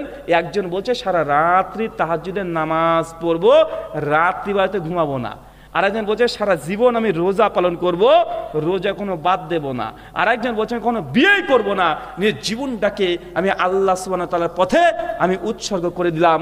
যখন এই কথা বলে চলে গেছে, আল্লাহ রাসূলের কাছে খবর এসেছে, আল্লাহ নবী ডেকেছে, ডেকে তাদেরকে বলছে ওয়াল্লাযী নাফসি বিহাদি মুহাম্মদ, সেই সত্তার কসম যার হাতে আমার প্রাণ আছে। এই কথা বলে নবী তখন বলছেন, শুনো, এই গোটা বিশ্ব জগতে যে ব্যক্তি সবচেয়ে আল্লাহকে ভয় করে সে হচ্ছে আমি নবী মুহাম্মদ রাসূলুল্লাহ সাল্লাল্লাহু আলাইহি সাল্লাম। আমি রাত্রে নামাজও পড়ি, আবার ঘুমিয়েও থাকি, আমি বিয়েও করেছি, স্ত্রীকে সময়ও দেই, রোজা পালনও করি, রোজাকে ছেড়েও দিই। ফামান রাগিবান সুন্নতি ফালাইসা মিন্নি, আর যে ব্যক্তি আমার এই সুন্নাতকে পরিত্যাগ করবে সে আমাদের উম্মতের অন্তর্ভুক্ত নয়। হাদিসটা মানে বুঝতে পারলেন না, হাদিসটা যে কত পরিমাণে ওয়েট, হাদিসটা যে কত ভয়ঙ্কর, এটা আপনি বুঝতে পারেননি। 3 জন সাহাবী তারা ভালো কাজ করতে চেয়েছে না খারাপ? ভালো না খারাপ? রাত্রিতে তাহাজ্জুদ নামাজ পড়া ভালো না খারাপ? রোজা পালন করা ভালো কাজ না খারাপ কাজ? বিয়ে না করে আল্লাহর রাস্তায় নিজের জীবনটাকে দিয়ে দিবে, এটা ভালো কাজ না খারাপ কাজ? ভালো কাজ। কিন্তু আল্লাহ নবী বলছে, শোনো, ফামান রাগিবান সুন্নাতি ফালাইসা মিন্নি, যে এইভাবে ইবাদত করবে তারা আমার অন্তর্ভুক্ত নয়, আমার উম্মতের অন্তর্ভুক্ত নয়। মানে সেই ব্যক্তি জান্নাত যাবে না, জাহান্নাম চলে যাবে। নবী পরোক্ষভাবে বলে দিচ্ছেন। কেন? সারা রাত্রি তাহাজ্জুদের নামাজ পড়া এটা বুজুর্গের পরিচয় নয়, বরং আল্লাহ নবী বলছে আমি রাত্রিবেলাতে কিছুক্ষণ ঘুমাই, কিছুক্ষণ ইবাদত করি, এটাই ইসলাম, এটা নবী দিয়েছে। এখন আপনি যদি বুজুর্গি দেখাতে গিয়ে সারা রাত্রি তাহাজ্জুদের নামাজ পড়েন, এটা ইসলাম নয়। কথা বুঝতে পারলেন না ভাইজান? তাহাজ্জুদের শর্তই ঘুম থেকে উঠতে হবে। কি কথা বলেন? ঘুম থেকে উঠতে হয় তাহাজ্জুদের জন্য। আপনি ঘুমালেন না, এশার নামাজ পড়লেন, খাওয়া দাওয়া করলেন, সিনেমা দেখলেন, গান শুনলেন, রাত 2টোর দিকে তাহাজ্জুদের নামাজ পড়বেন। ইমাম হাজার আসকালানি তার বিখ্যাত গ্রন্থ আছে, তিনি বলতে যাচ্ছেন এইভাবে কেউ যদি ঘুমের পূর্বে যদি তাহাজ্জুদ পড়ে নেয়, এটা তাহাজ্জুদের নামাজ হবে না, এটা এমনি নফল নামাজ হবে। কি নামাজ? কথা বলেন। এমনি নফল নামাজ হবে। তাহাজ্জুদের জন্য ঘুম শর্ত। কি বললাম? কথা বলেন। এখন কেউ যদি বুজুর্গি দেখাতে গিয়ে বলে যে আমি ঘুমাবো না, গোটাটাই তাহাজ্জুদের নামাজ পড়বো, ভাই তার নামাজ হবে? কথা বলেন, তাহাজ্জুদ হবে? আল্লাহ নবী বলছে তার জন্যই যে সারা রাতে তাহাজ্জুদ নামাজ তুমি পড়তে পারবে না। কেন? কারণ আল্লাহ সুবহানাহু ওয়া তাআলা কোরআন মাজিদ সূরা হুজুরাত সূরা 49 আয়াত নাম্বার 1 বলছে, ইয়া আইয়ুহাল্লাযিনা আমানু, হে বিশ্বাসীগণ, আল্লাহ এই কথা বলে বলছে লা তুকাদ্দিমু, তোমরা অগ্রগামী হইও না, আগে এগিয়ে যেও না। কার? আল্লাহ এবং তার রাসূলের। নবী সারা রাত্রি তাহাজ্জুদের নামাজ পড়ে নাই। আপনি যদি বুজুর্গি দেখা থেকে সারা রাত্রি নামাজ পড়েন, আল্লাহ নবীর আগে গেলেন কি গেলেন না? কথা বলেন। ইবাদতে আল্লাহ নবীকে টেক্কা দিতে গেলেন কি গেলেন না? কথা বলেন। জি। আপনি যদি বলেন না আমি কখনো বিয়ে করব না, আল্লাহ রাস্তায় জীবনটাকে উৎসর্গ করে দিলাম, বেটা আল্লাহ নবী 11টা স্ত্রী রেখেও তিনি ইসলাম পালন করেছে। আল্লাহ সুবহানাহু ওয়া তাআলাকে সবচেয়ে বেশি ভয় করতেন, তিনি একজন নবী ছিলেন। তুমি যদি বুজুর্গি দেখা থেকে বিয়ে করাকে বাদ দিয়ে দাও, সামর্থ্য থাকার পরেও আল্লাহ নবী বলছে আর নিকাহু সুন্নাতি, বিয়ে করা আমার সুন্নাত। ফামান রাগিবান সুন্নাতি, যে আমার এই সুন্নাত থেকে বিমুখ হবে, ফালাইসা মিন্নি, সে আমাদের অন্তর্ভুক্ত নয়। জি। বুজুর্গি দেখার জন্য বিয়ে করা বাদ দিয়ে দিবে, পরিত্যাগ করে দিবে, এটা ইসলাম নয়। বুজুর্গি ওটাই, বিয়ে করো, বউকে সময় দাও, আল্লাহকে সময় দাও, এটা ইসলাম। মা তাকুম রাসূলু ফাকুযুহু, নবী তোমাকে যা দেয় সেটা গ্রহণ করো, এটা ইসলাম। কিন্তু আমরা সবসময় মনে করি বেশি বেশি ইবাদত করব, জান্নাতে চলে যাব। জি না, আহসানু আমালা মানে উত্তম আমল। আল্লাহ বলেনি আকসারিনা আমালা দাখালাল জান্নাহ, তোমরা অধিক অধিক আমল করো জান্নাতে যাও। যারা কোরআনের হাফেজ আছেন, একটা এরকম আয়াত পেয়েছেন যে আকসারি আমালা দাখালাল জান্নাহ, অধিক আমল করো জান্নাতে যাও, এমন কোন আয়াত আছে? কথা বলেন, এমন কোন আয়াত নাই। বরং আল্লাহ যখনই বলছে আমলের কথা, আল্লাহ হচ্ছে আহসানু আমালা, উত্তম আমল। উত্তম আমল কোনটা? নবী আমার যতটুকু দিয়েছে এটাই উত্তম আমল। কেন? আল্লাহ কোরআন মাজিদে বলছে, সূরা মাইদা সূরা নম্বর 5 আয়াত নম্বর 3, আল ইয়াউমা আকমালতু লাকুম দীনাকুম, দিন ইসলামকে আমি মুকাম্মাল পরিপূর্ণ করে দিলাম, ওয়া আতমামতু আলাইকুম নিআমতি। আর দিন ইসলামের মধ্যে যত উত্তম দরকার, যত ভালো দরকার, যত নিয়ামত দরকার, সমস্ত নিয়ামত দিয়েই ইসলামকে আমি পূর্ণ করেছি। এখন ইসলাম যদি পূর্ণ হয়, নতুন কিছু প্রবেশ করাতে পারবেন? কথা বলেন। লাকাদ কানা লাকুম ফি রাসূলিল্লাহি উসওয়াতুন হাসানা, নিশ্চয়ই মুহাম্মদ সাল্লাল্লাহু আলাইহি ওয়াসাল্লামের মধ্যে মুমিনদের জন্য উত্তম আদর্শ আছে। সূরা আহজাব আয়াত নাম্বার 21 আল্লাহ বলে দিলেন নবী মুহাম্মদ সাল্লাল্লাহু আলাইহি ওয়াসাল্লামের মধ্যেই উত্তম আদর্শ আছে। যদি ইবাদত করতে হয়, নবী কিভাবে করেছে এটা দেখতে হবে। ইবাদত করার শর্ত শুনেন, শুনতে পাচ্ছেন? বোঝা যাচ্ছে আমার কথা? আল্লাহর নবী যখন যে কাজটা যতটুকু করেছে, তখন সে কাজটা ততটুকু করাটাই ইবাদত, সুন্নাত। কি বললাম? নবী যখন যে কাজটা যে সময় যে পরিমাপ করেছে, তখন সেই কাজটা সেই পরিমাপ করে সুন্নাত। এর 19-20 হয়ে গেলেই এটা আর সুন্নাত হবে না, বরং গোনা হয়ে যাবে। ইবাদত হলে গোনা হয়ে যাবে। যেমন এক স্থান, পরিমাপ এবং সময়। কি বললাম? স্থান, পরিমাপ, সময়। ইবাদতের জন্য 3টে শর্ত। 1 স্থান, কোন জায়গাতে করছেন। 2 সময়, কোন সময় করছেন। 3 পরিমাপ, কি পরিমাপ করছেন। এই 3টে থাকতে হবে নবীর সুন্নাহ অনুযায়ী, নচেত ইবাদত ভালো হলেও আল্লাহ ওই ইবাদতকে গ্রহণ করে না। একটু উদাহরণ দিলে বুঝতে পারেন। স্থান, স্থান মানে আল্লাহ নবী যে ইবাদত যে স্থানকে খাস করে দিয়েছে ওই স্থানে করতে হবে, উল্টাপাল্টা করলে হবে না। এখন আপনি যদি মনে করেন এলাকার লোক খুব ধনী, কোটি কোটি টাকা আছে আপনাদের, আরো টাকা জমিয়ে আপনাদের এই বীরভূমে পাথর চাপড়ির পাশে বা পাথর চাপড়ির মাঝখানাতেই একটা বড় কাবা শরীফ তৈরি করেছেন সোনা দিয়ে আর হীরা দিয়ে, অনেক বড় করেছেন। সৌদিতে যা আছে তার চেয়ে অনেক বেশি খরচ করে, সোনা দিয়ে আর হীরা দিয়ে। ওখানে 7 পাক নয়, 7 লক্ষ পাকও যদি মারেন আপনার হজ হবে? কথা বলেন। জি হবে। হজ করতে কোথায় যেতে হবে? এই স্থান। আপনি গোটা বিশ্ব ভ্রমণ করেন, তারপরেও যদি আপনি মনে করেন যে আমি হজ করে নিলাম, হজের নাকি পাবেন? কথা বলেন, পাবেন না। কেন? এটা স্থানের সঙ্গে সম্পৃক্ত। এই হজ আর স্থানের সঙ্গে সম্পৃক্ত। 2 সময় মেনটেন করতে হয়। আল্লাহর নবী যে সময় যে ইবাদত করেছে ওই সময় করতে হবে। উল্টোপাল্টা হয়ে গেলে ওই ইবাদত আর ইবাদত থাকে না, মাতব্বরি করলে আর ইবাদত হবে না। একটা জাস্ট উদাহরণ দিলে বুঝতে পারবেন। ভাই, কুরবানি করা ভালো কাজ না খারাপ কাজ? জি ভালো কাজ। কেউ দ্বিমত করবেন?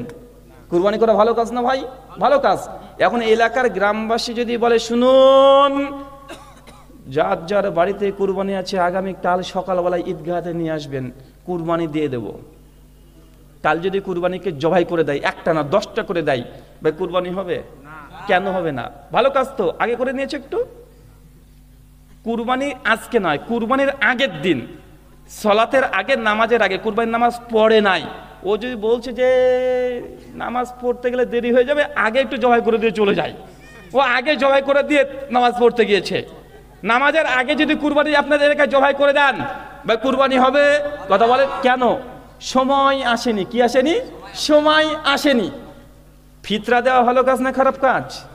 কেউ যদি মনে করে 10টা রোজার দিনে ফিতরা আদায় করে নেব, ভালো কাজ, একটু আগে আগে করে নি, হবে? কথা বলেন। কেন রে ভাই? ইবাদত সময়ের সঙ্গে সম্পৃক্ত হয়। যে সময় নবী যে ইবাদতকে খাস করে দিয়েছে ওই ইবাদত ওই সময়তে করতে হয়। এখন কেউ যদি মনে করে ফজরের নামাজ পড়া তো ভালো কাজ, এখন জামাত করে ফজরের নামাজ পড়ে নেবো, ভাই ফজর হবে? কথা বলেন না। কেন? সময় আসে নাই। কি আসে নাই? এখন সময় আসে নাই। আর পরিমাপ তো আগে উদাহরণ দিয়েছি, মানে কতটুক ইবাদত করবেন, নবী যতটুক দিয়েছেন। জুমা 2 রাকাত তো 2 রাকাত, মাগরিব 3 রাকাত তো 3 রাকাত, 4 রাকাত করতে পারবেন না। তাই এখন আপনাকে এতটুকু বুঝালাম যে ইবাদতের জন্য এই সত্যটা মনে রাখবেন, আমাদের ভুল ধারণাকে দূর করতে হবে যে ইবাদত যত বেশি বেশি করব তত নেকি বেশি, এমনটা নয়। বরং নবী যতটুকু দিয়েছে অতটুকুই সুন্নাহ, নবী যতটুকু করতে বলেছে অতটুকু ইবাদত। এর অতিরিক্ত করতে গেলে সেটা ইবাদত মনে হলেও এটাতে নেকি হয় না, বরং গুনাহ হয়। কারণ নবীর আগে এগিয়ে যাচ্ছেন, নবীকে টেক্কা দিচ্ছেন। পৃথিবীর কোনো মানুষের সামর্থ্য নেই যে ইবাদতে নবীকে টেক্কা দেয়। কথা বুঝতে পারছেন? কিন্তু আমরা এটা বুঝি না। আল্লাহ সুবহানাহু ওয়া তাআলা বলছেন, ইয়া আইয়ুহাল্লাযীনা আমানু, হে বিশ্বাসীগণ, আতিউল্লাহ, আমি আল্লাহর আনুগত্য করো, ওয়া আতিউ রাসূল, আমার রাসূলের অনুসরণ করো, ওয়ালা তুবতিলু আমালাকুম, আর আল্লাহর নবীর যদি আনুগত্য না করে কোনো ইবাদত করো, ওয়ালা তুবতিলু আমালাকুম, তোমাদের আমলগুলোকে বাতিল করো না। মানে নবী যে ইবাদত করে নাই, আল্লাহ যে ইবাদত করতে বলে নাই, আপনি যদি করেন এই ইবাদতটা, ওয়ালা তুবতিলু আমালাকুম, এই ইবাদতটা বাতিল হয়ে যায়। আল্লাহ নবী বলছেন, মানে আমেলা আমালান লাইসা আলাইহি আমরুনা ফাহুয়া রাদ, কোনো ব্যক্তি এমন কোনো আমল করলো যে আমল নবী বলে নাই করতে, ফাহুয়া রাদ, সেটা বাতিল। কি কথা বলেন? আল্লাহ নবীর কথা দেখেন, মানে আমেলা আমালান লাইসা আলাইহি আমরুনা ফাহুয়া রাদ, কোনো ব্যক্তি এমন কোনো আমল করলো যে আমলের আমর হচ্ছে আদেশ নবী করে নাই, ফাহুয়া রাত, সেটা বাতিল। মানে ইবাদত যে নিজের ইচ্ছে মতো করবেন এটা অনুমোদিত নয়। ওই যে 3 সাহাবী সারা রাত্রি তাহাজ্জুদ নামাজ পড়তে চেয়েছে, সারা জীবন রোজা পালন করতে চেয়েছে, কিন্তু আল্লাহ নবী বলছে এই ইবাদত করলে সে আমার উম্মতের অন্তর্ভুক্ত নয়। কেন?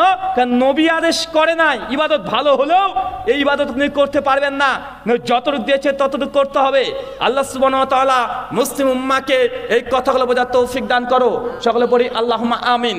সারমত শুধু আপনাকে এই কথা বলে জাস্ট বোঝানোর চেষ্টা করলাম যে ইসলামটাকে আগে বোঝানোর চেষ্টা করবেন আর বোঝার চেষ্টা করবেন।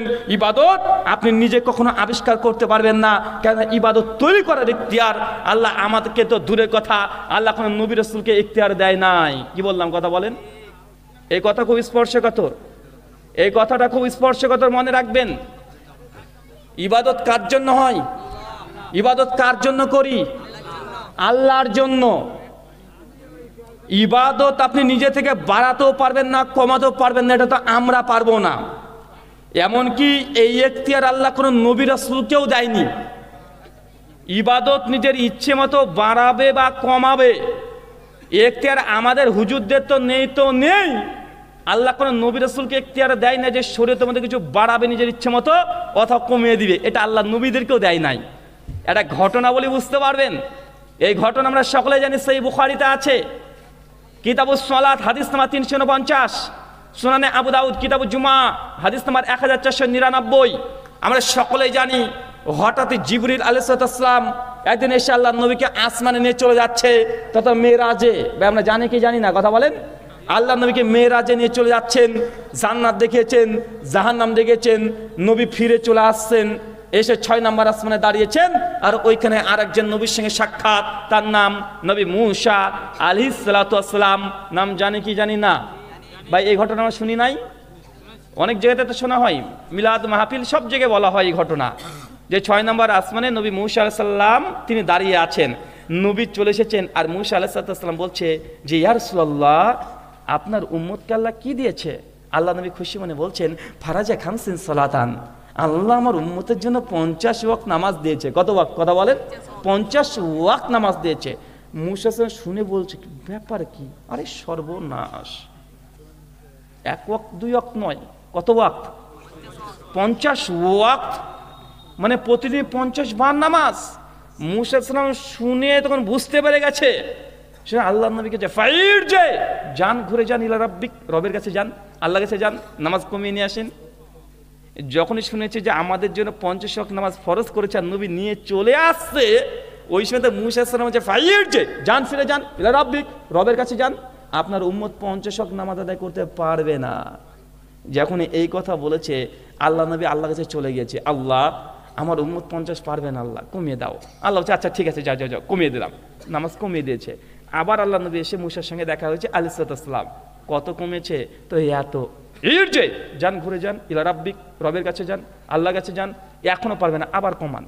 নবী আমার আবার গিয়েছে, আল্লাহ উম্মত আমার পারবে না। আল্লাহ বলছে আচ্ছা ঠিক আছে, আবার অর্ধেক করে দিলাম। আবার ফিরে আসছে, মুসা আলাইহিস সালাম বলছে কত? বলছে আবার এত। বলছে যে আবার যান, এখন হয় নাই।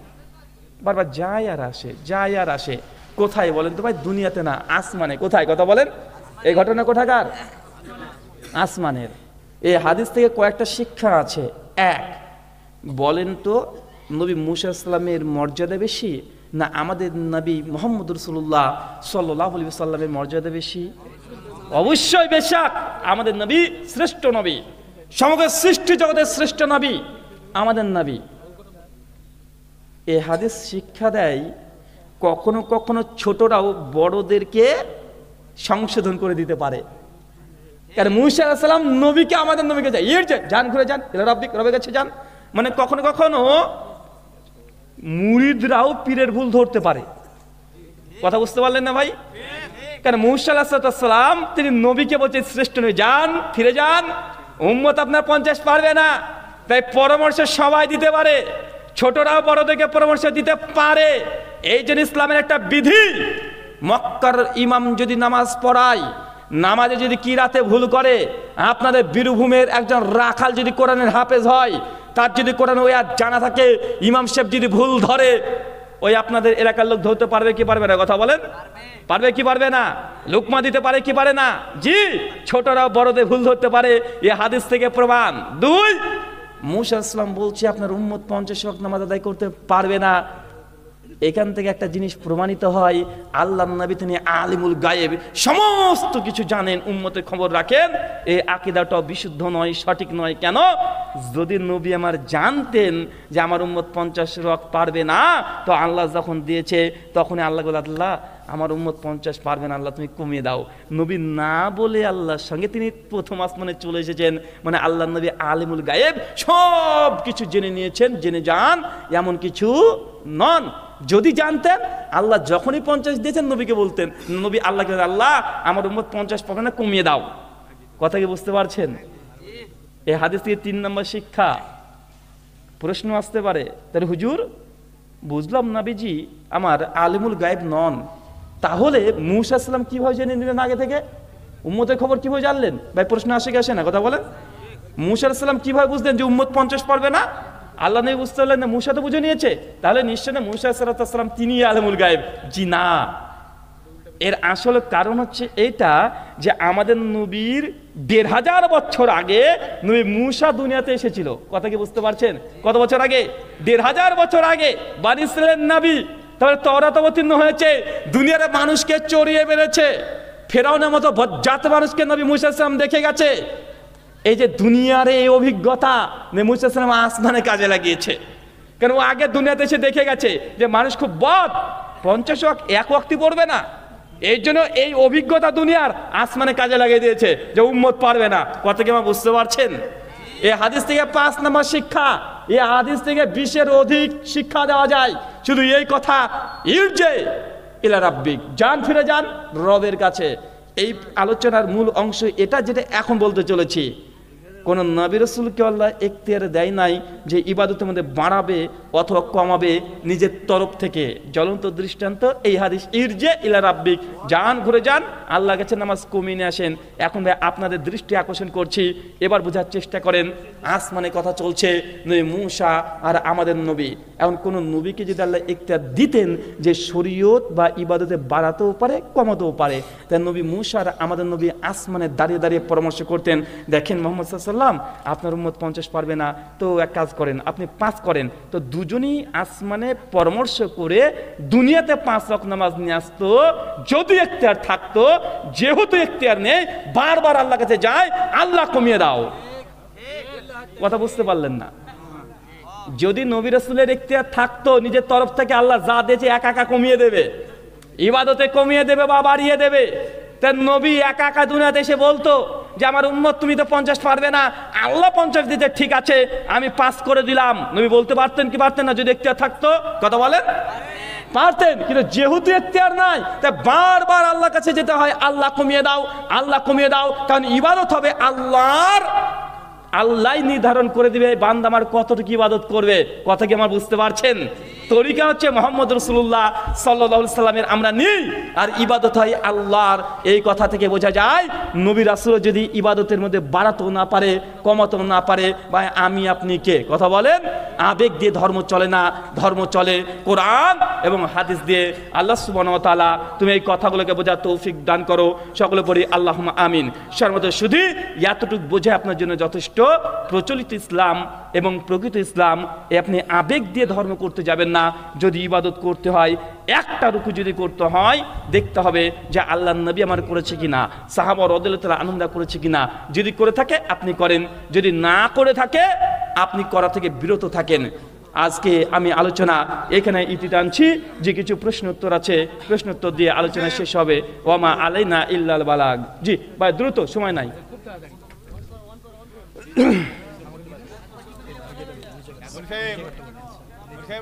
আসসালামু আলাইকুম ওয়া রাহমাতুল্লাহ। এই আমাদের সময় শেষ, আপনারা আলোচনা শুনলেন এবং জ্ঞান গর্বমূলক আলোচনা ব্রাদার ভাই। আর ওনার বক্তব্য শুধু শুনলে হবে না, ওনার বক্তব্য থেকে আমাদের নিজের জীবনে সেগুলোকে বাস্তবায়িত করার চেষ্টা করতে হবে। আমি আল্লাহর কাছে দোয়া করি। হ্যালো, আমি আল্লাহ দিয়ে চলে জানাবো। আওয়াজ হচ্ছে না কেন? জি, প্রশ্ন পড়তে শুরু করেন। আর যে প্রশ্ন উত্তর দেওয়া হয়েছে অলরেডি, সেগুলো পড়বেন না। হ্যালো, তো আমরা এখন প্রশ্ন উত্তর পর্বে চলে যাচ্ছি। এখন সরাসরি রাহুল ভাইকে প্রশ্ন হচ্ছে, সুন্নতি বিবাহ ও প্রচলিত বিবাহ সম্পর্কে কিছু বলুন। সুন্নতি বিবাহ ও সুন্নতি বিবাহ, কিছু বলুন। সুন্নতি বিবাহ এবং প্রচলিত বিবাহ সম্পর্কে কিছু বলুন। আসলে আমাদের সমাজে বিবাহ নিয়ে সবচেয়ে বেশি নোংরামি আছে। কোনটা মুসলমানের বিবাহ আর কোনটা হিন্দু খ্রিস্টানদের বিবাহ, এটা বোঝা যায় না। আল্লাহর নবী জীবদ্দশাতে একটা বিয়ে তিনি পড়িয়েছিলেন, দেখবেন সহিহ বুখারী খোলেন, কিতাবুস সুনান, ইবনে মাজাহ কিতাবুন নিকাহ, হাদিস নাম্বার 2612। আল্লাহ নবীর কাছে একজন মেয়ে এসে বলছে, ইয়া রাসূলুল্লাহ, আমি আপনাকে, আপনার কাছে আমি নিজেকে সঁপে দিলাম, মানে আমি আপনাকে বিয়ে করতে চাচ্ছি। আল্লাহ নবী মাথাটাকে নিচু করে বসে থাকলেন, একটু মাথাটাকে তুলেছেন, তো মেয়েটা বুঝতে পারছেন আল্লাহ নবী তাকে বিয়ে করতে চাচ্ছেন না। মেয়েটা চলে যাবেন, এই মুহূর্তে অবস্থানে সাহাবী বলছে, ইয়া রাসূলুল্লাহ, ওই মেয়েটার সঙ্গে যদি আমার বিয়ে দিয়ে দিতেন। আল্লাহ নবী তখন বলছেন, আচ্ছা কি আছে তোমার কাছে? বলছে আল্লাহ নবী কিছু নেই। বলছে কিছু নেই, মুহূর্ত লাগবে, কিছু দাও। বলছে আল্লাহ নবী কিছু নেই। বলছে যাও বাড়িতে যাও, দেখো কোনো লোহার যদি কোনো আংটিও পাও তবুও নিয়ে এসো। আল্লাহ রাসূল, না না নেই, কিছু নেই। তো কি আছে? আল্লাহ নবী একটা লুঙ্গি আছে। আল্লাহ নবী, লুঙ্গি যদি তোমার বউটাকে দিয়ে দাও তাহলে তো তুমি উলঙ্গ থাকবে, তো তোমার লুঙ্গি নিয়ে কি হবে? আল্লাহ নবী তখন বলছি, না তোমার বিয়ে হবে না। সাহাবী আমার মন ক্ষুণ্ণ হয়ে চলে যাচ্ছে। এমতো অবস্থা আল্লাহ রাসূল আবার ডাকছেন, তা এদিকে আসো, শোনো। আসার পর আল্লাহ নবী বলছেন, কোরআনের আয়াত জানো? জি আল্লাহ রাসূল জানি। কোরআনের কোন কোন সূরা জানো? আল্লাহ নবী, ওই সূরা জানি। আচ্ছা ঠিক আছে, দাও, এই মেয়েটির সঙ্গে তোমার বিয়ে দিয়ে দিলাম এই কোরআনের আয়াতের মোহরানা দিয়ে। কথা কি আমার বুঝতে পারছেন? নবীর জামানায় নবী নিজে ঘটকতালি করে বিয়ে দিচ্ছে। বিয়ে দেওয়ার জন্য টোটালে 4টে শর্ত। কয়টা? 4টে। এক, মেয়েকে রাজি থাকতে হবে। কি বললাম? মেয়েকে জোর জবরদস্তি করে বাপ যদি বিয়ে দেয়, এটা জুলুম করা হবে। ওই মেয়ে যদি চায় তাহলে পরবর্তী সময়তে সমাজকে ডেকে বিয়ে থেকে বিচ্ছিন্ন নিতে পারে। 2, মেয়ের বাপ তথা ওয়ালি কে রাজি থাকতে হবে। আল্লাহ নবী বলছেন, লা নিকাহ ইল্লা বি ওয়ালি, ওই বিয়েটা বৈধ নয় যে বিয়েতে মেয়ের ওয়ালি গার্জিয়ান রাজি নেই। মেয়ের গার্জিয়ান বলতে কে? বাপ না থাকলে বড় ভাই, নাহলে চাচা, এই কোয়ালিটির মেয়েরা মেয়েদের ওয়ালি হয় না। মানে খালা যদি বলে যে আমি তোর বিয়ে দিচ্ছি, 100 কোটি যদি খালা আসে তবু বিয়ে হবে না। কত কি বুঝতে পারছেন? কারণ মেয়ের ওয়ালি কখনো মেয়েরা হয় না। মেয়ের ওয়ালি মেয়ের বাপ যদি জীবিত থাকে, বাপ যদি না থাকে চাচা, বড় ভাই, দাদু, নানা, এই কোয়ালিটির লোক। কত কি বুঝতে পারছেন? তো 1, মেয়েকে রাজি থাকতে হবে। 2, মেয়ের অলিকে রাজি থাকতে হবে। 3, পাত্রকে রাজি হতে হবে। পাত্র মানে ছেলের বাপ মা রাজি থাকার জরুরত নেই, পাত্র নিজেই নিজের অলি। কথা বুঝতে পারলেন? এইখানে 3 নম্বর হয়ে গেল। 4 নম্বর, গ্রহণযোগ্য বিশুদ্ধ ইমানদার মুমিন দেখে 2 জন সাক্ষী লাগবে। কি লাগবে? কথা বলেন। 2 জন সাক্ষী লাগবে। এই হচ্ছে বিয়ের জন্য 4টা ব্যক্তি লাগে। কয়টা লাগে? কথা বলেন। 4টে ব্যক্তি লাগে বিয়ের দিনে। মেয়ের বাপ যদি বিয়ে পড়াতে পারে, গিয়ে মেয়ের কাছে বিয়ে পড়ে নিয়ে চলে আসবে যে মা অমুক গ্রাম থেকে অমুক ছেলে এসেছে, অমুকের বেটা 5,000 টাকা দেন মরে তোমাকে বিয়ের পাইগাম দিয়েছে, প্রস্তাব দিয়েছে, তুমি কি রাজি? মেয়ের বাপের যদি বলার যদি ক্ষমতা থাকে বা বলতে পারে, মেয়ের কাছে যাবে। মেয়ে যদি বলে জি আলহামদুলিল্লাহ কবুল, তো মেয়ের বিয়ে হয়ে গেল। কথা কি আমার বুঝতে পারছেন? এটা সর্বোচ্চ 3 বার বলতে পারে। আল্লাহ নবী কোনো কর্ম যেটা গুরুত্বপূর্ণ 3 বার করতেন, 3 বার বলতেন। তাই মেয়েকে 3 বার বাপই পড়াতে পারে। বাপ এসে ইমাম সাহেব হুজুরকে বলে, হুজুর আমার মেয়ে সে রাজি হয়ে গেছে, এই কথা বলে সঙ্গে সঙ্গে ছেলেকে তখন বিয়ে পড়াতে শুরু করবে ওই বলেই। কথা বুঝতে পারছেন? যে অমুকের মেয়ে এত টাকা দেন মরে তোমাকে কবুল করেছে, তুমি কি রাজি? ছেলে যদি বলে জি হ্যাঁ আমি রাজি, আলহামদুলিল্লাহ বিয়ে হয়ে গেল। এখানে সৈফি দেওয়া আছে না সমাজে? আছে সৈফি দেওয়া, গেট ঘেরা, শালি এসে মালা পরাবে, গেট ঘেরাবে, সবগুলো নোংরামি ভণ্ডামি। একটা ইসলাম নয়, সব হিন্দুদের থেকে এসেছে। কোথা থেকে? কথা বলেন। গেট ঘিরতে হবে, শালির একদম মেয়েরা লাইন দিয়ে দাঁড়িয়ে থাকবে, বরপক্ষ আসবে, 10,000 1 টাকা না দিলে গেট খুলবো না, থাপড়ানোর দরকার সবগুলোকে। তুমি হিন্দুর বাচ্চা নাকি? এগুলো মুসলমানদের এটা কাজ না, এ অনৈতিক কাজ। কথা কি মা বুঝতে পারছেন? বিয়ে হচ্ছে ইবাদত। কি বললাম? ওই যে হাদিস বলেছে নিকাউ সুন্নাতি ফামান রাগিবা সুন্নাতি ফালাইসা মিন্নি। বিয়ে হচ্ছে নবীর সুন্নাত। সুন্নাত তরিকা যদি বিয়ে করতে না পারো, এ ভণ্ডামি করতে কে বলছে তোমাকে? রেজিস্ট্রি করে বিয়ে করো গা, কাফের মুশরিকের মতো। মাথাতে টুপি দিয়ে তুমি এই নোংরামি করবে বিয়ের দিনে, এগুলো জায়েজ নয়। 2 হলুদ মাখা আর এক ভণ্ডামি আছে না নাই? কথা বলেন। বিয়ের দিন সকালবেলাতে একদম ছেলে পক্ষ বসে আছে আর পাড়ার যত ভাবি আছে এসে থেকে হলুদ মাখাচ্ছে। আছে না নাই সমাজে? কথা বলেন। এই নোংরামিগুলো ইসলামে নেই ভাই। একজন ভাবিকে আল্লাহ নবী বলছে ভাবি আর দেবরের সম্পর্ক মৃত্যু। কি কথা বলেন? মৃত্যু। আর ভাবি এসে ডলে ডলে হলুদ ঘষছে, কোথায় কোথায় যে ঘষে। সারা বছর একা একা গোসল করলে আর বিয়ের দিনে নাকি গোসল করতে পারে না। মানে এত বড় লুচ্চামি। ভাবিগুলো লুচ্চামি করে, দেওয়ার গুলোও করে। আছে না নাই? কথা বলেন। আরেকটা কথা মনে রাখবেন, আরেকটা কথা মনে রাখবেন, এই হলুদ প্রথা যদি হলুদ মাখতে চায়, মেয়েরা মেয়েদেরকে মাখাবে। কারা? কথা বলেন। মেয়েরা মেয়েদেরকে মাখাবে। 2 মেয়েদেরকে যদি মেয়েরাই মাখায়, মেয়ের গোপন অঙ্গে অন্য কোনো মেয়ে হাত দিতে পারবে না। কি বললাম? আল্লাহ নবী সুনান আবু দাউদের হাদিস, নবী বলছেন 2 জন ভাই অথবা বোনও যদি বয়স হয়ে যায়, গোপদারি মুজ উঠে যায়, মেয়েদের যদি মেয়ে মেয়ে ভাব হয়ে যায়, এক চাদর নিচে আল্লাহ নবী ঘুমাতে নিষেধ করেছে। কি কথা বলেন? এক চাদর নিচে ঘুমানো নিষেধ। সেখানে অন্য মেয়ের আপনি গায়ে টাচ করে মেয়ে হলেও পারবেন না। কথা কি আমার বুঝতে পারছেন? এটা লজ্জার স্থান, হাত দেওয়া যাবে না। শুক্রিয়া। এই বিষয়ে ডিটেল জানার জন্য আমার একটা আলোচনা আছে, ইউটিউবে যাবেন, লিখবেন বিবাহ ও তালাক। এরপরে 1.5 ঘন্টা একটা আলোচনা আছে, ডিটেল আলোচনা করা হয়েছে সুন্নাতের তরিকায় বিবাহ কিভাবে হয়। শুক্রিয়া। জাযাকাল্লাহ। দ্বিতীয় প্রশ্ন হচ্ছে, মুসলিম, আবু দাউদ, বুখারী, নাসাই, তিরমিজি যে হাদিসের গ্রন্থগুলো আছে, এগুলো কি বাংলাতে অনুবাদ করা যাবে?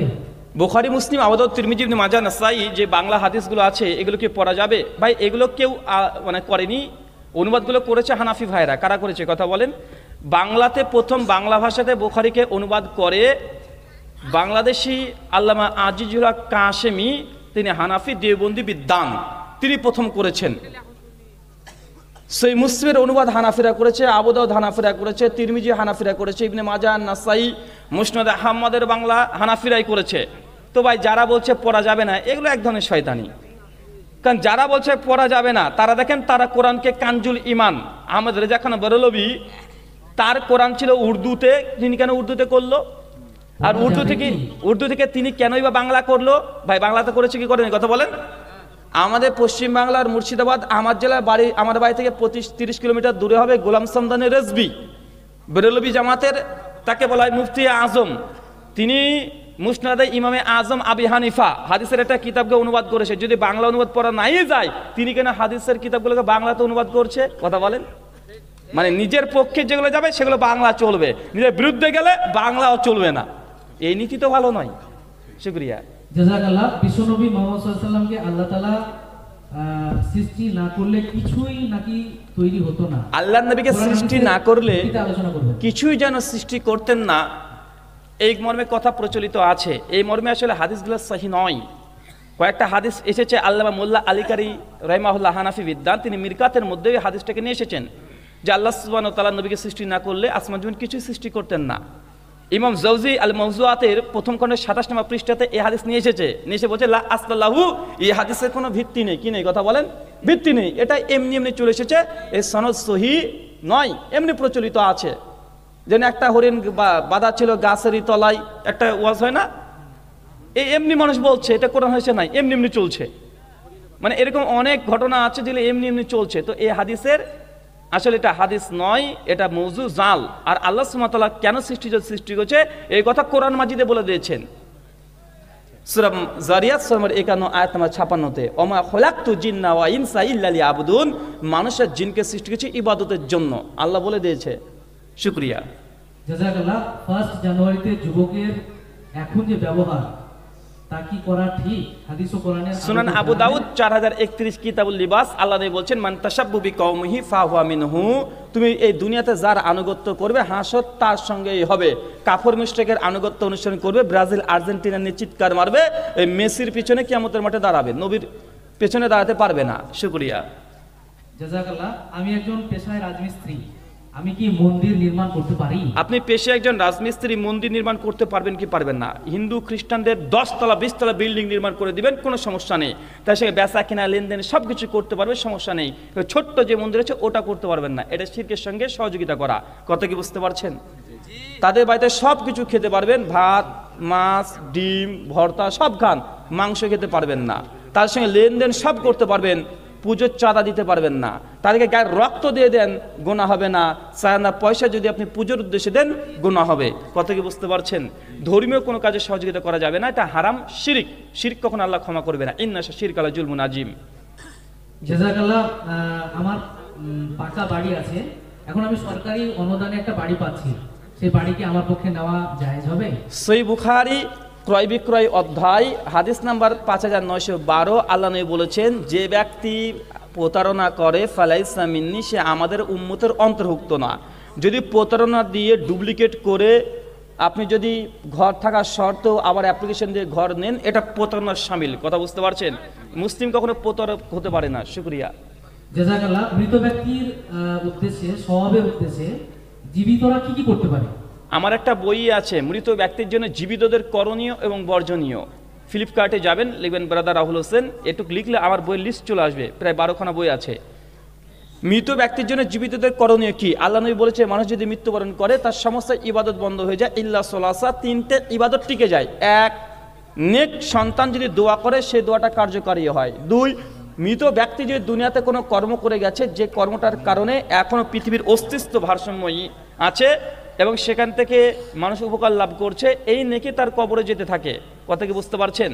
মৃত ব্যক্তি, আপনি আজকে জীবিত আছেন, মসজিদের যত ট্যাপ আছে আপনি বললেন আমি ট্যাপগুলো দিয়ে দেবো, আমি দিয়ে চলে গেলেন, মারা গেলেন, মানুষ যত অজু করবে কবর আপনি নেকি পাবেন। কথা কি বুঝতে পারছেন? আপনার মসজিদ আছে, মসজিদের সামনে বললেন যে এই গাছটা আমার ছিল, আমি মসজিদকে দিয়ে দিলাম, এই গাছ থেকে যতদিন মসজিদের ইনকাম হবে কবরে নেকি পেতে থাকবে। এটা বলে সাদগায়ে জারিয়া। এ বিষয়ে আমার বইটা পড়েন, 18খানা আমল করতে পারবেন। শুকরিয়া। জাযাকাল্লাহ খায়রাল জাযা। মৃত ব্যক্তিকে কি দোয়া বলে মাটি দিতে হয়? মৃত ব্যক্তিকে কি বলে কি দোয়া দিয়ে মাটি দিতে হয়? আমাদের সমাজে মিনা খলাকনাকুম এই দোয়াটা প্রচলিত আছে, তবে কোরআন এবং হাদিসে স্পষ্ট কোনো বর্ণনা নেই যে আল্লাহ নবী এই দোয়া দিয়ে মৃত মানুষকে কবর যখন দিয়েছে মাটি দিয়েছে, এরকম প্রমাণ নেই। শুধু এতটুকু পাওয়া যায় বিসমিল্লাহ বলে দিতে হয়। কথা কি বুঝতে পারছেন?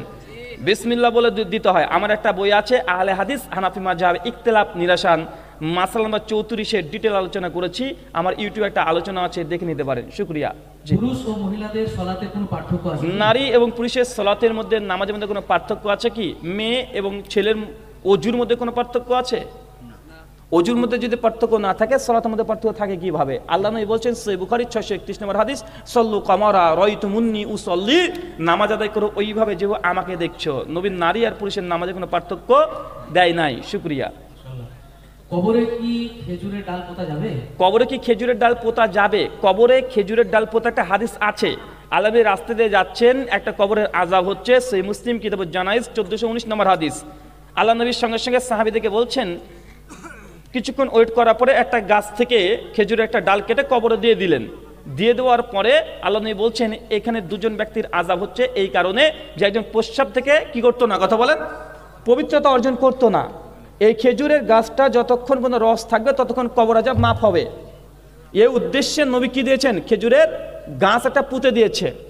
আমরা মুসলমানরা বুঝে নিলাম, এ থেকে বোঝা যায় অবশ্যই মানুষ মারা গেলে কবরের মধ্যে খেজুরের ডাল পুঁতে দেওয়া হয়। এটা আমরা সুন্নাত মনে করলাম, জি এটা সুন্নাত নয়। তাহলে নবী যে দিয়েছে হাদিসে, হ্যাঁ নবী দিয়েছে, কিন্তু সুন্নাত না। সুন্নাত ওইভাবে হয় না, সুন্নাত এইভাবে হয়। যদি এটা সুন্নাতই হতো আল্লাহ নবী প্রত্যেকটা কবরে কবরে দিয়ে দিত, দিত কি দিত না, কথা বলেন, অন্য কবরে দিত কি দিত না। নবী জাস্ট এটা বোঝাচ্ছে কবরের আযাব কেন হয়। আল্লাহ নবী কবরের আযাব দেখতে পেয়েছে, বুঝতে পেরেছে। আপনি কি কবরের আযাব বুঝতে পেরেছেন নাকি, কথা বলেন। আল্লাহর নবী জাস্ট এটা বলার জন্যই তিনি এটা করেছেন। আর যদি সুন্নাত হতো সমস্ত সাহাবীরা তাদের কবরে এই গাছ লাগাতো কি লাগাতো না, কথা বলেন, লাগাতো, কিন্তু কেউ দেয়নি, কেউ ডাল দেয় নাই। এর জন্য ইমাম নবী রাহিমাহুল্লাহ তিনি বলছেন এটা সুন্নাত না। তো কেউ যদি করে এটা জায়েজ, বিদআত হবে না, তবে দূরে থাকাই ভালো। কথা কি বুঝতে পারলেন? এটা সুন্নাত নয়, কারণ নবী নির্দিষ্ট কারণে দিয়েছে। যদি এটা শরীয়ত হতো প্রত্যেকটা কবরে পুঁতে দিত, কথা বুঝতে পারলেন না ভাই। সাহাবীরা করতো, তাতুর পর যে আমল থাকতো, কিন্তু এটা আমল নাই। অতএব এটা সুন্নাত নয়, এটা মুস্তাহাব নয়। কেউ যদি করে জাস্ট জায়েজ হতে পারে, তবে কোনো উপকার হবে, কবরে আযাব মাপ পাবে, এ ধারণা রাখা যাবে না। কারণ এটা নবী বুঝেছে। আপনাকে এই কথা আল্লাহ নবী বলেনি যে সমস্ত কবরে কবরে পুঁতে দাও, বলেনি। জি শুকরিয়া। একটা রাহুল ভাই একটা খুব সুন্দর প্রশ্ন, দেখেন যুবকদের তরফ থেকে এসেছে, বিবাহ কি ফাঁকে লেখা থাকে? মাশাআল্লাহ। মিশকাত হাদিস নাম্বার 73, আল্লাহ বলেছেন আসমান জমিন সৃষ্টি হওয়ার 50,000 বছর পূর্বে সবকিছু লেখা থাকে। তাকদীর কাউনিয়া, তাকদীরে শারাইয়া। তাকদীর 3 ভাগে বিভক্ত। তাকদীরে কাউনিয়া যেটা একদম স্থির, যেটা পরিবর্তন হবে না, জন্ম মৃত্যু বিয়ে, এগুলো আল্লাহ সুবহানাহু ওয়া তাআলা নির্দিষ্টভাবে লিখে রেখেছেন। কি কি করবেন, তাকদীরে শারাইয়া এটাও নির্দিষ্টভাবে আল্লাহ সুবহানাহু ওয়া তাআলা লিখে দিয়েছেন। মিশকাত হাদিস নাম্বার 73। শুকরিয়া। মাশাআল্লাহ, জাযাক। হ্যালো, হ্যাঁ এই জন্য একটা বলি, আপনার মাইক নষ্ট হোক সমস্যা নেই। এই জন্য বলে দিই, যেসব যুবক ভাইরা দাড়ি রাখেনি, অনেককে দেখছি আবেগে চলে এসেছেন, দাড়ি রাখেনি কেন ভাই, দাড়ি রাখনি কেন? জি দাড়ি রাখা ওটাকে মনে করে সুন্নাত। জি না, দাড়ি রাখা সুন্নাত না, দাড়ি রাখা ফরজ। আমরা সবকিছু উল্টা বুঝে বসে আছি। দাড়ির 4টা মাসালা আছে। 1, মুসলিম দাড়ি রাখবে এটা ফরজ। 2, মুসলিম দাড়ি চাঁচবে এটা হারাম। 3, মুসলিম দাড়িকে বড় করা সুন্নাত। কি বললাম, কথা বলেন, দাড়িকে বড় করবেন এটা সুন্নাত। আমরা বুঝে যেমন দাড়ি রাখা সুন্নাত, বেটা দাড়ি রাখা সুন্নাত না, দাড়ি রাখাটা ফরজ, দাড়িকে বড় করা সুন্নাত। কি বললাম, কথা বলেন। দাড়িকে 1 মুষ্টির পর্যন্ত রাখবেন কি রাখবেন না, কাটতে পারবেন কি পারবেন না, এই মাসালা নিয়ে মতনৈক্য আছে। কিছু আলেম বলেছে 1 মুষ্টির পর কাটা জায়েজ, আর কিছু বলেছে না জায়েজ। মাসালা টোটাল কয়টা, কয়টা বলেন? 4টে। 1, দাড়ি মুসলিম রাখবে এটা ফরজ। 2, মুসলিম যদি দাড়ি কাটে এটা হারাম, গুনাহ কাবিরা হবে। 3, দাড়িকে নিজের গতিতে ছেড়ে দেওয়া, বড় করা এটা সুন্নাত। 4, দাড়িকে 1 মুষ্টির পর কাটতে পারবেন কি পারবেন না, এই অংশটুক, এটা নিয়ে মতনৈক্য আছে উলামাদের মধ্যে। আমি বলি আগে 3 নম্বর পর্যন্ত ওঠেন না, 4 নম্বর যাচ্ছেন কেন এখনই? আগে রাখেন না, আর রেখে যখন দিয়েছেন নাচতে নেমে ঘুঙুর দিলে আপনি ছেড়ে দেন, কেন চাচাচাচি করছেন? আল্লাহ নবী দাড়ি ছোট করেছেন এই মর্মে কোনো হাদিস প্রমাণিত নয়। কিছু সাহাবী আব্দুল বিন আব্বাস, আবু হুরায়রা, জাবের বিন আব্দুল্লাহ, মুসান্নাফ আব্দুর রাজ্জাকের রিওয়ায়াত পাওয়া যায়, তারা দাড়ি ছোট করেছেন। তো এটা সাহাবীদের আমল। আর আল্লাহ নবী যে দাড়ি ছোট করেছেন এই কোনো প্রমাণ পাওয়া যায় না। তো ভাই দাড়ি আমরা কাজ সুন্নাত হিসেবে রাখি, নবীর না সাহাবীর, কথা বলেন? নবীর। আল্লাহ নবী তিনি ছেড়েছেন এই মনে কোনো প্রমাণ পাওয়া যায় না। এই জন্য বলি দাড়ি রাখার পরে ছেড়ে দেন, নাচতে নেমে ঘুঙুর দিয়ে লাভ নেই। শুকরিয়া। জাযাকাল্লাহ খাইর। মহিলারা কি কবর জিয়ারত করতে পারবে? মেয়েরা কি কবর জিয়ারত করতে পারবে? মেয়েদের কবর জিয়ারত করার জন্য আল্লাহ নবী নিষিদ্ধ করেছিলেন, পরবর্তী সময়তে অনুমোদন দিয়েছেন।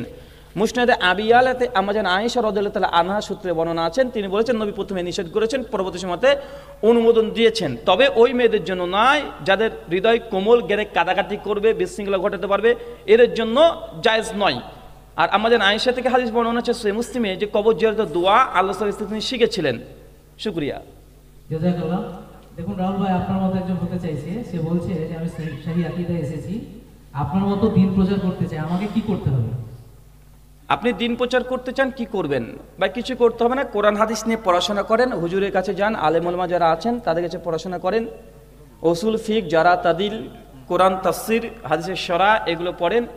দীর্ঘদিন ধরে আপনাকে চেষ্টা করতে হবে, তাওয়াক্কুল রাখতে হবে, আল্লাহর কাছে দোয়া করতে হবে, বারবার দোয়া করতে হবে, রব্বি জিদনি ইলমা, এই দোয়া বারবার করতে হবে। ফজরের নামাজের পরে সুনান ইবনে মাজাহ 924 নম্বর হাদিস, আল্লাহ নবী বলেছেন, প্রত্যেকদিন আল্লাহ নবী এই দোয়াটা পড়তেন নামাজের পরে, আল্লাহুম্মা ইন্নী আসআলুকা ইলমান নাফিয়ান ওয়া রিজকান তাইয়্যিবান ওয়া আমালান মুতাকাব্বালান।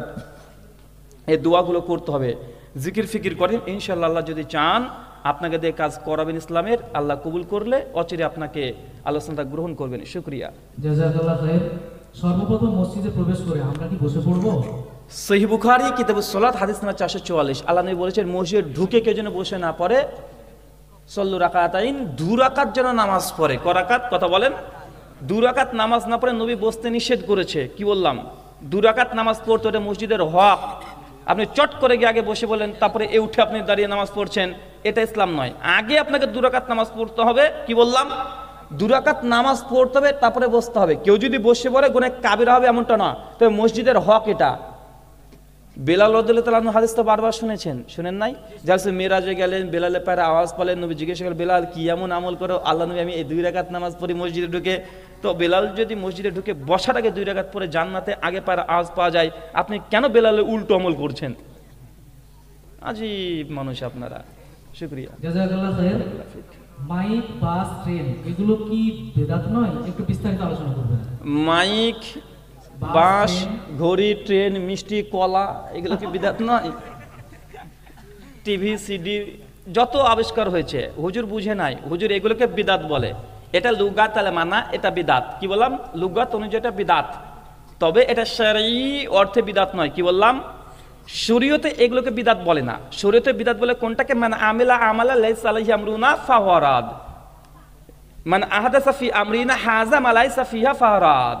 কোন ব্যক্তি এমন কোন আমল করলো, কি করলো? কথা বলেন। আমল। ঘড়ি পরা কি আমল? কথা বলেন। কেউ কি বলে যে আমার মতো যদি ডিজিটাল এই ঘড়ি পড়েন, যদি 1 ওয়াক্ত নামাজ পড়েন, তাহলে একটা হজের সমান বেশি নেকি পাবেন? কেউ কি কথা বলে চেনালা ঘড়ি যদি কেউ সোনালী কালার পরে 2 ওয়াক্ত নামাজ পড়ে, তো 2টা হজের সমান বেশি নেকি পাবে? এই উদ্দেশ্যে কেউ ঘড়ি পরে? কথা বলেন। কেউ কি বলে এই চশমা যদি কেউ পরে যদি নামাজ পড়ে, 2 রাকাত নামাজ পড়লে 10 ওয়াক্তের বেশি নেকি পাবে? কথা বলেন। কেউ কি বলে যে বাঁশে যদি চাপি তাহলে 50 নেকি, টুকটুকিতে গেলে 10 নেকি? জি জি জি জি, কে বলে? তো যেটা নেকির সঙ্গে সম্পৃক্ত নয়, যেটা আমলের সঙ্গে সম্পৃক্ত নয়, সেটা বিদাত নয়। কি বললাম? যেটা নেকির সঙ্গে সম্পৃক্ত নয়, যেটা আমলের সঙ্গে সম্পৃক্ত নয়, এটা বিদাত নয়। কিন্তু বেটা আপনি যে মিলাদ করছেন, এটা নেকি আছে না নাই? জি, এটা বিদাত হবে। এটা নবী করেনি, এটা সাহাবী করেনি, তাবেঈনরা করেনি। বাপ মারা গেছে 40 খানা দিচ্ছেন, এটা বিদাত হবে কেন? নবী করেনি, সাহাবীরা করেনি, তাবেঈন করেনি, কিন্তু আপনি নেকি মনে করে, আমল মনে করে করছেন। কত কি বুঝতে পারছেন? শুকরিয়া। জাযাকাল্লাহ খায়রান, বারাকাল্লাহ ফিক। ইমামের পেছনে সালাত আদায় করলে সূরা ফাতিহা কি পড়তে হবে? ইমামের পেছনে জোরে কি আমল বলতে হবে? আমিন আমিন জোরে কি বলতে হবে? এটা একটু বিস্তারিত আলোচনা করবেন। ভাই এই বিষয়ে আলোচনা করতে হলে সারা রাত কেটে যাবে। আমার ট্রেন আছে জঙ্গিপুর থেকে 1:05, আমি তো ট্রেনের অপেক্ষায় এখন মিস করছি খুব। ইমামের পেছনে সূরা ফাতিহা, আমি তো অল্প কথা বলতে পারি না, কারণ অল্প কথা বললে আরেক পক্ষ শুনে বলে দেখো দেখো দেখো ওদেরটা বলে গেল, আমাদের ওই দলিল আছে যে, তাই বলবো আগে। এখন যদি বলি ইমামের পেছনে সূরা ফাতিহা পড়তে হবে, সে মুসলিম 768 নম্বর হাদিস। আবু হুরায়রাকে জিজ্ঞাসা করছে ইমামের পেছনে কি সূরা ফাতিহা পড়বো? আবু হুরায়রা বলছে ইকরা ফি নাফসিক, হ্যাঁ পড়ো, তবে মনে মনে, মানে পড়বা তবে শব্দ হবে না। পড়ার 4টে ক্যাটাগরি হয়। 1, পড়ে ফেলেছি, বুঝতে পারলে পড়ে ফেলেছি, চোখ দিয়ে দেখে পড়ে ফেলেছি, আওয়াজ হয়নি, জিহ্বা লড়েনি, শব্দ হয়নি, এটা একটা পড়া। 2, এটা এক ধরনের পড়া, জিহ্বা নড়েছে, শব্দ হয়নি, এক ইসলামিক জলসা, এটা একটা পড়া, জিহ্বা নড়েছে, শব্দ হয়েছে। কথা কি বুঝতে পারলেন? পড়া কটা? পড়া হয় 3 ধরনের। তো হাদিস বলছে ইকরা ফি নাফসিক, নাফসিক পড়ো, তবে জিহ্বা নড়বে, শব্দ হবে না। ইমাম পেছনে মুক্তাদি ওইভাবে পড়বে।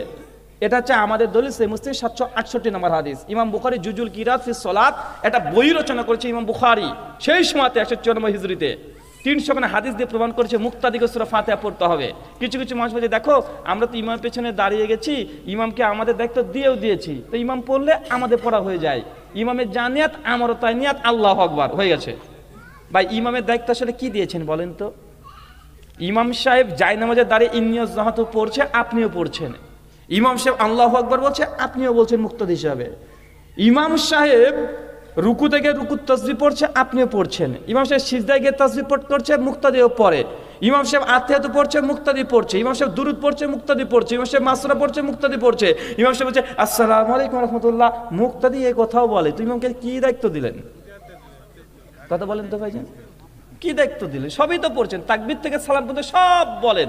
হ্যাঁ, এখন বলতে পারি যে এই যে কোরআনে আছে ওয়াইজা কুরিয়াল কোরআনু ফাসতামিউ লাহু আনসাতু আল্লাকুম তুরামুন, যখন তোমার সামনে কোরআন পাঠ করে তখন তোমরা চুপ থাকো। সূরা আরাফ 7 আয়াত 204। জি, কোরআন বলছে ওয়াইজা কুরিয়াল কোরআনু ফাসতামিউ লাহু আনসাতু আল্লাকুম তুরামুন, যখন কোরআন পাঠ করা হয় তখন চুপ থাকো। জি, কোরআন পাঠ করলে চুপ থাকতে হয়, তবে হাদিস যখন খাস ভাবে বলছে ইমামের পেছনে সূরা ফাতিহা পড়তে হয়। কথা কি বুঝতে পারছেন?